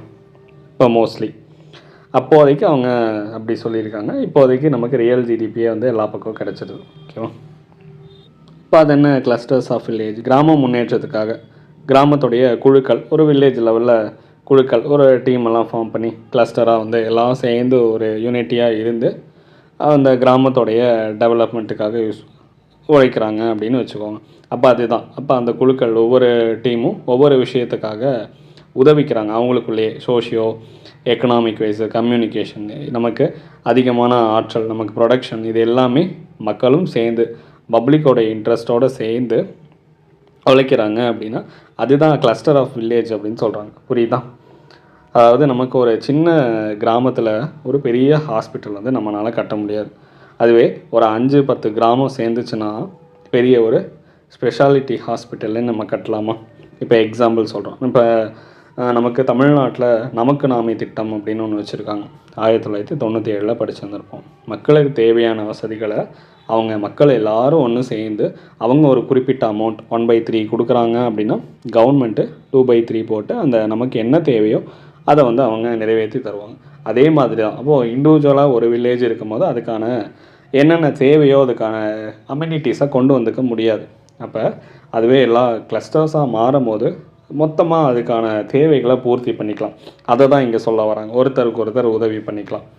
அடுத்து இன்வெஸ்ட்மெண்ட், இன்கம், மல்டிப்ளையர். ஓகேவா? இப்போ நம்ம இன்னும் சிம்பிளாக சொல்லணும்னா அது என்ன இன்வெஸ்ட்மெண்ட், இன்கம், மல்டிப்ளையர் அப்படின்னா நம்ம ஒரு 1000 rupees வந்து இன்வெஸ்ட் பண்ணுறோன்னு வச்சுக்கோங்க. அது இப்போ சின்னதாக ஒரு கடையே வைக்கிறோன்னு வச்சுக்கோங்களேன். அப்போ அந்த 1000 ரூபாய் எக்ஸாம்பிளுக்கு சொல்கிறேன். 1000 ரூபாய் வச்சு ஒரு கடை வைக்கிறாங்க. அது என்ன ஆகுது, அதுக்கு ஒரு 2 பேரை நம்ம ரெக்யூர்மெண்ட் பண்ணி அவங்கள வேலைக்கு வச்சுருக்கோம். அப்போ அவங்களுக்கு என்ன ஆகும், அவங்களுக்கு நம்ம சேலரி கொடுப்போம். நமக்கு அவங்க மூலியமாக நமக்கு வருமானம் கிடைக்கும். அந்த 1000 ரூபாய் 5000 ரூபாயாக மாறுதுன்னு வச்சுக்கோங்க. அப்போ நம்ம என்ன பண்ணியிருக்கோம், இதுலேருந்து நம்ம 1000 ரூபா 5000 ரூபா மாறுதுன்னு மட்டும் பார்க்கக்கூடாது. நம்மளால் ஒரு 2 பேருக்கான வேலை வாய்ப்பு கொடுக்க முடிஞ்சிருக்கு. அந்த வேலை வாய்ப்பு அந்த 2 ஃபேமிலியை வந்து அவங்களுடைய க்ரோத்து, டெவலப்மெண்ட், வாழ்க்கை தரத்தை உயர்த்தி இருக்குது. நம்ம போட்ட 1000 ரூபாய் நமக்கு திரும்ப 5000 ரூபாய் கிடச்சிருக்கு. அப்போ இவ்வளவு விஷயங்கள் நமக்கு நம்ம போட்ட 1000 ரூபா 2 பேர்த்துக்கு வேலை வாய்ப்பு கொடுத்துருக்கு. அந்த 2 ஃபேமிலியை பார்த்துக்கிறாங்க. அப்போ இவ்வளோ விஷயங்கள் உள்ளே இருக்குது. இதுதான் நமக்கு மல்டிப்ளையர்னு சொல்லுவோம். நம்ம இன்வெஸ்ட் பண்ணுறோம், அது மூலியமாக நமக்கு இன்கம் வருது, அதையே மல்டிப்ளை பை, அதுதான் மல்டிப்ளையர், பெருக்கி. ஓகே, அந்த வருமானம் நமக்கு கிடச்சிருக்கு. இவ்வளோ தான் கான்செப்ட். அந்த 2 பேர்னு சொன்னது எதுக்காகனா 1952. ஆக்சுவலாக நான் இதை பார்க்கல 52ங்கிறது சும்மா ஒரு 2 பேர்த்துக்கு தான் வேலை வாய்ப்பு கொடுக்கணும் அப்படிங்கிற சொன்னது. அப்போ முன்னேற்றம் அடையாத நாடுகளுடைய முதலீடு அதுதான் நார்மலாக அதுதானே இப்போ சொன்னது தான் இன்வெஸ்ட்மெண்ட்டு, இன்கம்மு, மல்டிப்ளையர் அப்படிங்கிறது. அப்போ இதை பற்றியும் வந்து பேசியிருக்காரு. எல்லாமே யார் தான் ஜேம் கீன்ஸோடைய அப்படியே ஃபாலோ பண்ணி இவர் சொல்லியிருந்திருக்காருன்னு சொல்கிறாங்க. Investment, income, multiply. எதுக்காக? மேக்ரோ எக்கனாமிக்ஸில் மிகப்பெரிய ஒரு அந்த அண்டர் டெவலப்டு எக்கனாமிக்ஸில் இது ஒரு முக்கியமான விஷயம் அப்படிங்கிறது சொல்லியிருக்காங்க. ஓகே, அதாவது முன்னேற்றம் அடையாத நாடுகளுடைய விஷயத்தை பற்றி தான் இங்கே சொல்கிறாங்க. சரி, இவர் ஒரு நிறுவன கட்டமைப்பாளர் அப்படின்னு சொல்கிறாங்க. இவர் ஒரு இன்ஸ்டிடியூஷனல் பில்டர். அதை என்ன இன்ஸ்டிடியூஷனல் பில்டர்? ஒரு 3 இன்ஸ்டிடியூஷன்ஸ் உருவாக்கியிருக்காங்க. டிஎஸ்சின்னு சொல்கிறாங்க.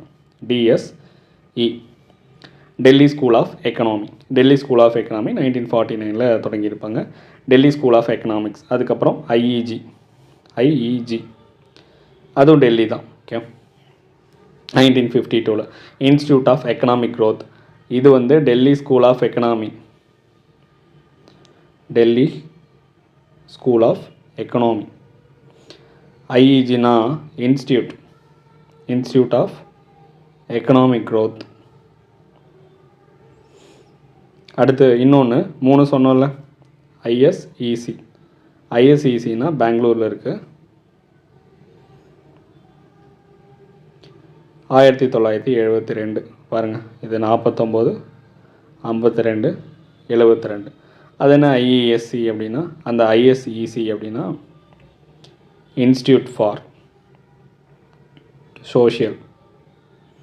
சோஷியல் வந்தாலே அடுத்த வார்த்தை என்ன வந்துடும்? Economic change. ஓகே, இது மட்டும் பெங்களூரில் இருக்குது. அப்போ டெல்லி தமிழில் படித்து பாருங்களேன். டெல்லி பள்ளி, டெல்லி பொருளாதார பள்ளி, பொருளாதார வளர்ச்சி கழகம் டெல்லியில் தான் இருக்குது. நமக்கு சமூகம்னு வந்தால் மட்டும் இந்த ஊர் பெங்களூர் வந்து எடுத்துக்கணும். அப்போ இன்ஸ்டிடியூஷனல் பில்டர் அப்படிங்கிறது இந்த 3 வார்த்தையை ஞாபகம் வச்சுக்கோங்க. 1949 டெல்லி ஸ்கூல் ஆஃப் எக்கனாமி. அதுக்கப்புறம் இன்ஸ்டியூட் ஆஃப் எக்கனாமிக் க்ரோத். அது க்ரோத் ஆகுது 1952. 72 என்ன ஆயிடுச்சு? சோஷியோ அண்ட் எக்கனாமிக் சேஞ்ச் வந்து கொண்டு வந்துடுச்சு 72. சரி, அடுத்து வந்து நம்ம நோபல் ப்ரைஸ் வாங்கின அமர்த்தியா குமார் சென். ஓகே, இவர் என்ன சொல்லியிருக்காரு? 1998 1998 நமக்கு நோபல் ப்ரைஸ் வாங்கியிருக்கார் நம்ம எக்கனாமிக்ஸ்க்காக. வெல்ஃபேர் எக்கனாமிக்ஸ் இவருடைய பாலிசி, ஒவ்வொருத்தருக்கும் ஒவ்வொரு பாலிசி சொன்னாங்க. காந்தி இது என்விரான்மெண்டலிசம்னு பார்த்தோம். அப்போ இவருடைய பாலிசி வெல்ஃபேர் எக்கனாமி, நலப்பொருளாதாரம் அப்படின்னு சொல்கிறாங்க. அப்போ நமக்கு பாவர்ட்டி, ஃபெமைன், பஞ்சம், இந்த மாதிரிலாம் இதை பற்றியெல்லாம் ஆய்வுகள் பண்ணுறாரு இவர். ஃபஸ்ட் எடுத்தவொடனே வறுமையும் பஞ்சமும்னு சொல்கிறாங்க. Poverty and famine. சரி, இதில் என்ன சொல்கிறாங்க? வறுமை, பஞ்சம், இது ரொம்ப நம்ம டெப்த்தாக கான்செப்ட்லாம் அப்படியே அந்த வறுமை மற்றும் உரிமம் இழப்பு பற்றி சென்னோடு கட்டுரை எழுதினார், அது சிறந்தது அப்படிலாம் நம்ம படிக்க வேணாம். பேசிக்காக ஒரு எக்ஸாம்பிள் நம்ம சிம்பிளாக அண்டர்ஸ்டாண்ட் பண்ணிக்கணும்னு வச்சுக்கோங்களேன். ஒரு கடை எடுத்துக்குவோம். அதில் நமக்கு நிறையா சாப்பாடு, இதெல்லாமே அரிசி, இதெல்லாமே மூட்டை மூட்டையாக அடுக்கி வச்சுருக்காங்கன்னு வச்சுக்குவோம். அதில் ஒரு பேசிக்காக ஒரு சிம்பிளாக ஒரு ஏழை போய் என்ன தான் அரிசி இவ்வளோ அவைலபிளாக கடையில் இருந்தாலும் அவன்கிட்ட வாங்கிறதுக்கான பணம் இல்லைன்னா அது என்ன தான்? அது ஃபெமைன் தான், பஞ்சம்தான். அவனுக்கு அது பஞ்சம்தான். அங்கே என்ன ஆகுது? அவன்கிட்ட வாங்குகிற சக்தி கிடையாது, பர்ச்சேசிங் பவர் அவன்கிட்ட கிடையாது. அப்போ இதுதான் பஞ்சம், இதுதான் வறுமையும் பஞ்சம்ங்கிறது. கடையில் அரிசி மூட்டை மூட்டையாக அடுக்கி வச்சுருக்குறாங்க, அரிசி இருக்குதான், அரிசிக்கு தட்டுப்பாடு கிடையாது. ஆனால் அதை வாங்கிறதுக்கு உண்டான பணம், வாங்குகிற சக்தி அவன்கிட்ட இல்லை அப்படின்னா அந்த பர்சனுக்கு அது வறுமை தான், பஞ்சம் தான் அப்படிங்கிறது சொல்கிறாங்க. ஓகே, இந்த கான்செப்ட் எப்போ சொன்னார்னா 81 80ஸ்லேயே சொல்லிட்டார். உரிமம் மற்றும் இழப்பு அப்படிங்கிற ஒரு கட்டுரையில் சொல்லியிருக்காரு. ஓகே, பஞ்சங்கள் பற்றி ஆய்வு பண்ணியிருக்காரு. இப்போ வறுமை, இப்போ இவ்வளோ விஷயங்கள், இந்த ஒரு சிம்பிளான கான்செப்டுக்குள்ளே இவ்வளோ விஷயம் நம்ம அண்டர்ஸ்டாண்ட் பண்ணிக்கிற மாதிரி இருக்குது. அப்போ வறுமைங்கிறது வெறும் உணவு இல்லாதது மட்டும் கிடையாது. வறுமை உணவு கிடைக்கிறதுக்கான உரிமை இல்லாததுங்கிறார். அதுதான் உரிமை மற்றும் இழப்பு. வறுமைங்கிறது நமக்கு சாப்பாடு இல்லாதது கிடையாது, அது ஒரு உரிமைங்கிறார். உரிமையே உங்களுக்கு கிடைக்காம போகுது, அதுதான் வறுமையும் பஞ்சமும்னு சொன்னது யார்? அமர்த்தியா சென். நல்லா இருக்குல்ல இது உரிமைன்னு சொல்கிறது. அடுத்து வறுமையும் சமத்துவமின்மையும், நமக்கு பாவர்ட்டி அண்ட் இன்இக்வாலிட்டின்னு அப்படிங்கிறத சொல்லியிருக்கிறாங்க. வருமான பகிர்வு அப்படிங்கிறது வறுமை கோட்டு கீழே, பிலோ பாவர்ட்டி லைனுக்கு கீழே இருக்கவங்களுடைய நுகர்வு, அவங்களுடைய கன்சப்ஷனும் சேர்த்து எடுத்துக்கணும் அப்படிங்கிறது ஒரு பேசிக் கான்செப்ட் தான். இதில் பெருசாக ஒன்றும் ஞாபகம் வச்சுக்கிற மாதிரிலாம் கிடையாது. அடுத்து திறன், ஸ்கில் பற்றி சொல்லியிருக்காங்க. கேப்பபிலிட்டி அப்ரோச் அப்படின்னு சொல்கிறாங்க. Capability approach.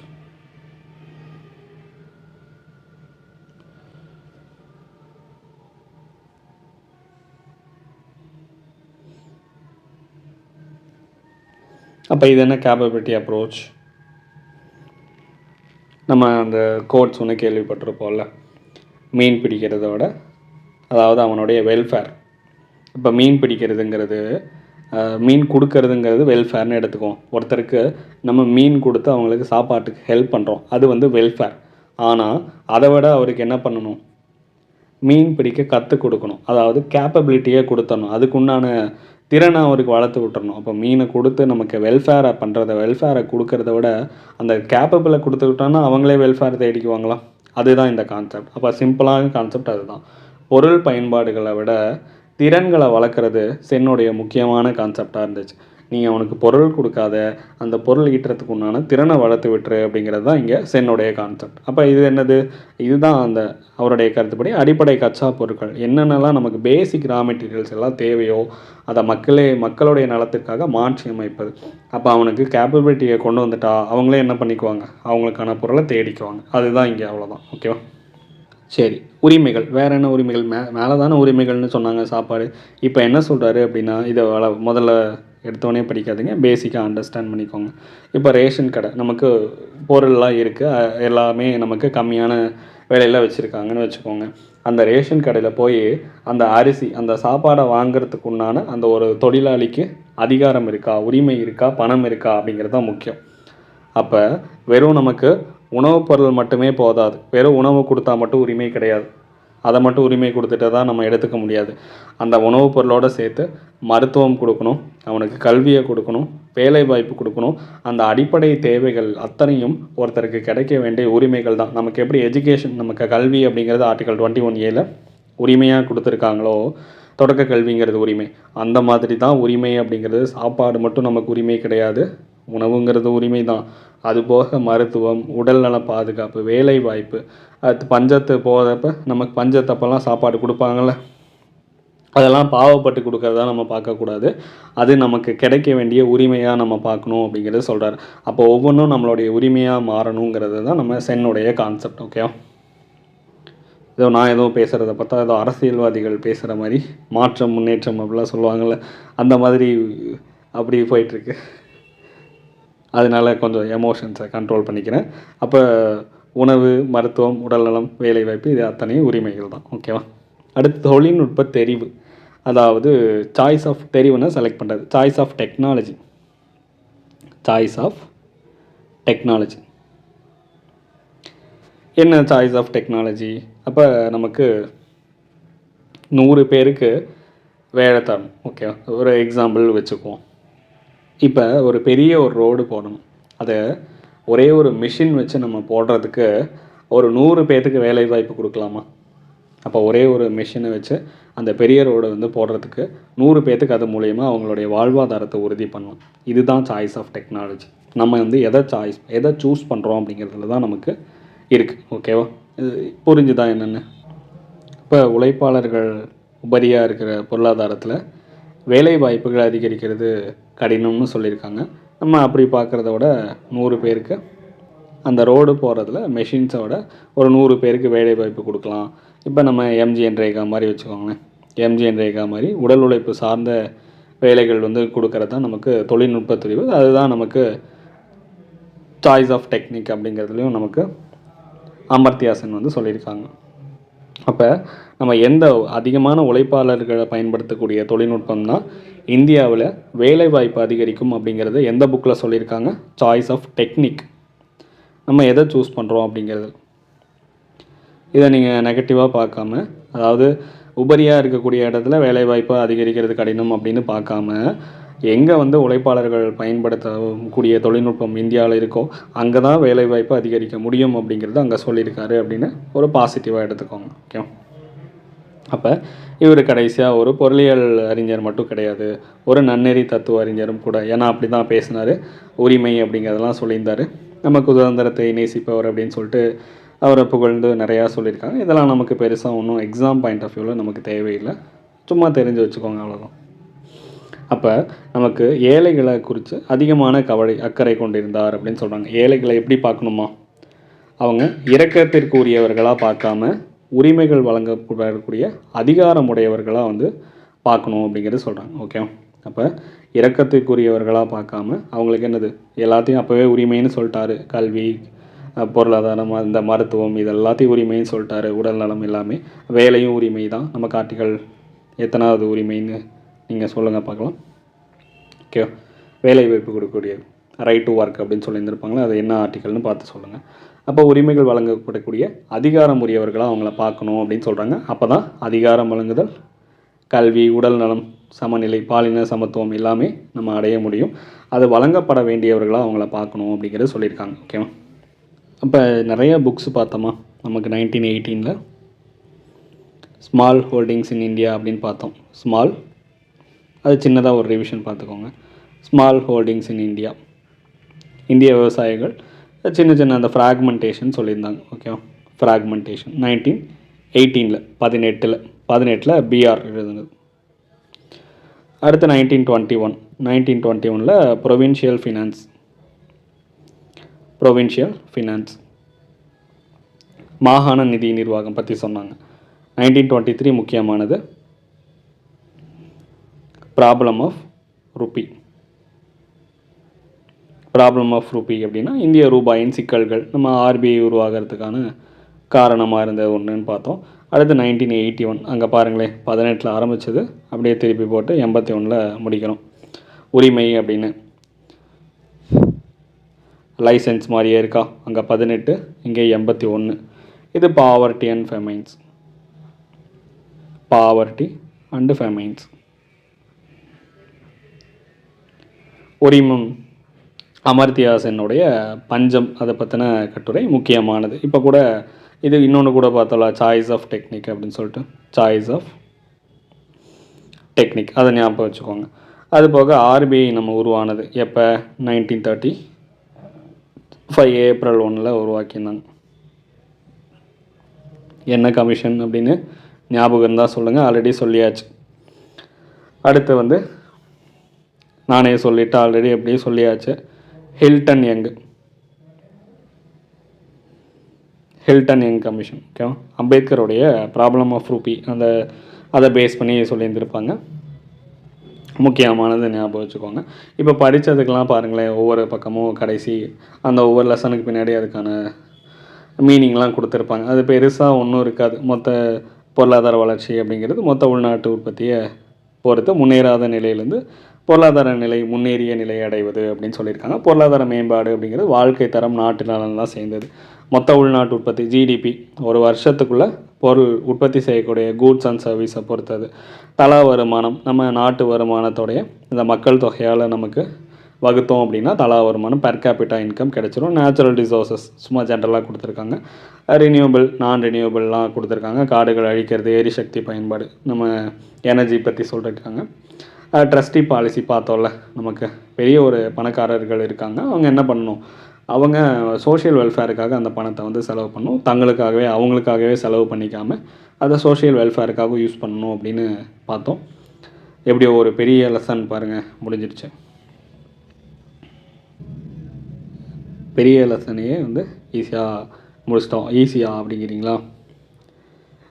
ஈஸி தாங்க. திரும்ப திரும்ப ரிவிஷன் பண்ணிட்டே இருந்தோம்னா ஈஸி தான், ஓகேவா? நீ எடுத்துகிட்ட நாங்கள் தான் படிக்கணும் அப்படிங்கிறீங்களா? கஷ்டம்தான். ஆனால் வந்து இப்போ ஒரு டைமோட ஸ்டாப் பண்ணாமல் திரும்ப திரும்ப ரிவிஷன் பண்ணிக்கிட்டே இருங்க. இன்னொன்று, இங்கே படிக்கிற அப்டேட்டெல்லாம் அடுத்தடுத்த லெசனோட கம்பைன் பண்ணி கொண்டு போங்க. இப்போ இங்கே நம்ம படிக்கிறோன்னா பொருளாதார கட்டமைப்பு ஏர் இண்டியா அப்படின்னா, அடுத்து டிரான்ஸ்போர்ட் படிக்கிறப்ப அந்த ஏர் இண்டியா கான்செப்டை திரும்ப ரிவிஷன் பண்ணுங்கள். ரயில்வேஸ் கான்செப்டை திரும்ப வந்து எப்போ நேஷனலைஸ் ஆச்சு. இப்போ நம்ம ஜியாகிரஃபியில் வந்து டிரான்ஸ்போர்ட் அப்படிங்கிற பார்ட் வந்து படிப்போம். அப்போ அங்கே படிக்கும்போது இங்கே படித்ததை கனெக்ட் பண்ணுங்கள். அங்கே படிக்கிற டிரான்ஸ்போர்ட்டை இங்கே அப்டேட் பண்ணுங்கள். இந்த மாதிரி தான் நம்ம ரிவைஸ் பண்ணிக்கணும். திரும்ப ரிவைஸ் பண்ணுறதுனா இப்படி தான் பண்ணணும். அங்கே இருக்கிறது இங்கே அப்டேட் பண்ணுறது, அங்கே மாற்றி அப்டேட் பண்ணி தான் படித்தாகணும். அப்போ தான் மைண்டில் ஸ்டோர் ஆகும். ஓகே, எப்படியோ வெற்றிகரமாக இந்த லெசனை முடிச்சிட்டோம். சரி, இதே மாதிரி அடுத்து ஒரு குட்டி லெசனோட பார்ப்போம். Stay tune. நான் முகி மறுபடியும் பார்ப்போம், ஓகேங்களா? மேக்ஸிமம் நான் வந்து அந்த கரண்ட் அஃபேர்ஸு என்னால் எவ்வளோ முடியுமோ அதை சொல்லிடுறேன். ஸ்கீம்ஸ் எல்லாம் நான் பெரிய லெவலுக்கு போகலை இந்த லெசனில். ஏன்னா இதுக்கே வந்து டைம் எடுக்குது. இந்த லெசன்ஸை சொல்கிறதுக்கே வந்து டைம் எடுக்குது. நம்ம ஸ்கீம்ஸை வந்து தனியாக பார்த்துக்குவோம். அதை தான் திரும்ப திரும்ப நான் சொல்கிறது கண்டென்ட்டு. ஏன்னா எனக்கு வந்து கம்மியாக சொன்ன மாதிரி எனக்கு ஃபீல் ஆகுது. உங்களுக்கு எப்படி இருக்குதுன்னு தெரில. நான் என்னோடய ஒப்பீனியன் நான் சொன்னேன். புக்கில் இருக்கிறத மட்டும்தான் கண்டென்ட் நான் சொல்லியிருக்கேன். தனியாக ஸ்கீம்ஸ் மட்டும் தனியாக நான் சொல்லிடுறேன். பாருங்கள், ஏதோ வாய்ஸ் விடிவி கணேஷ் வாய்ஸ் மாறிடுச்சு. ஓகே, சரி முடிச்சிடலாமா? Okay, thank you.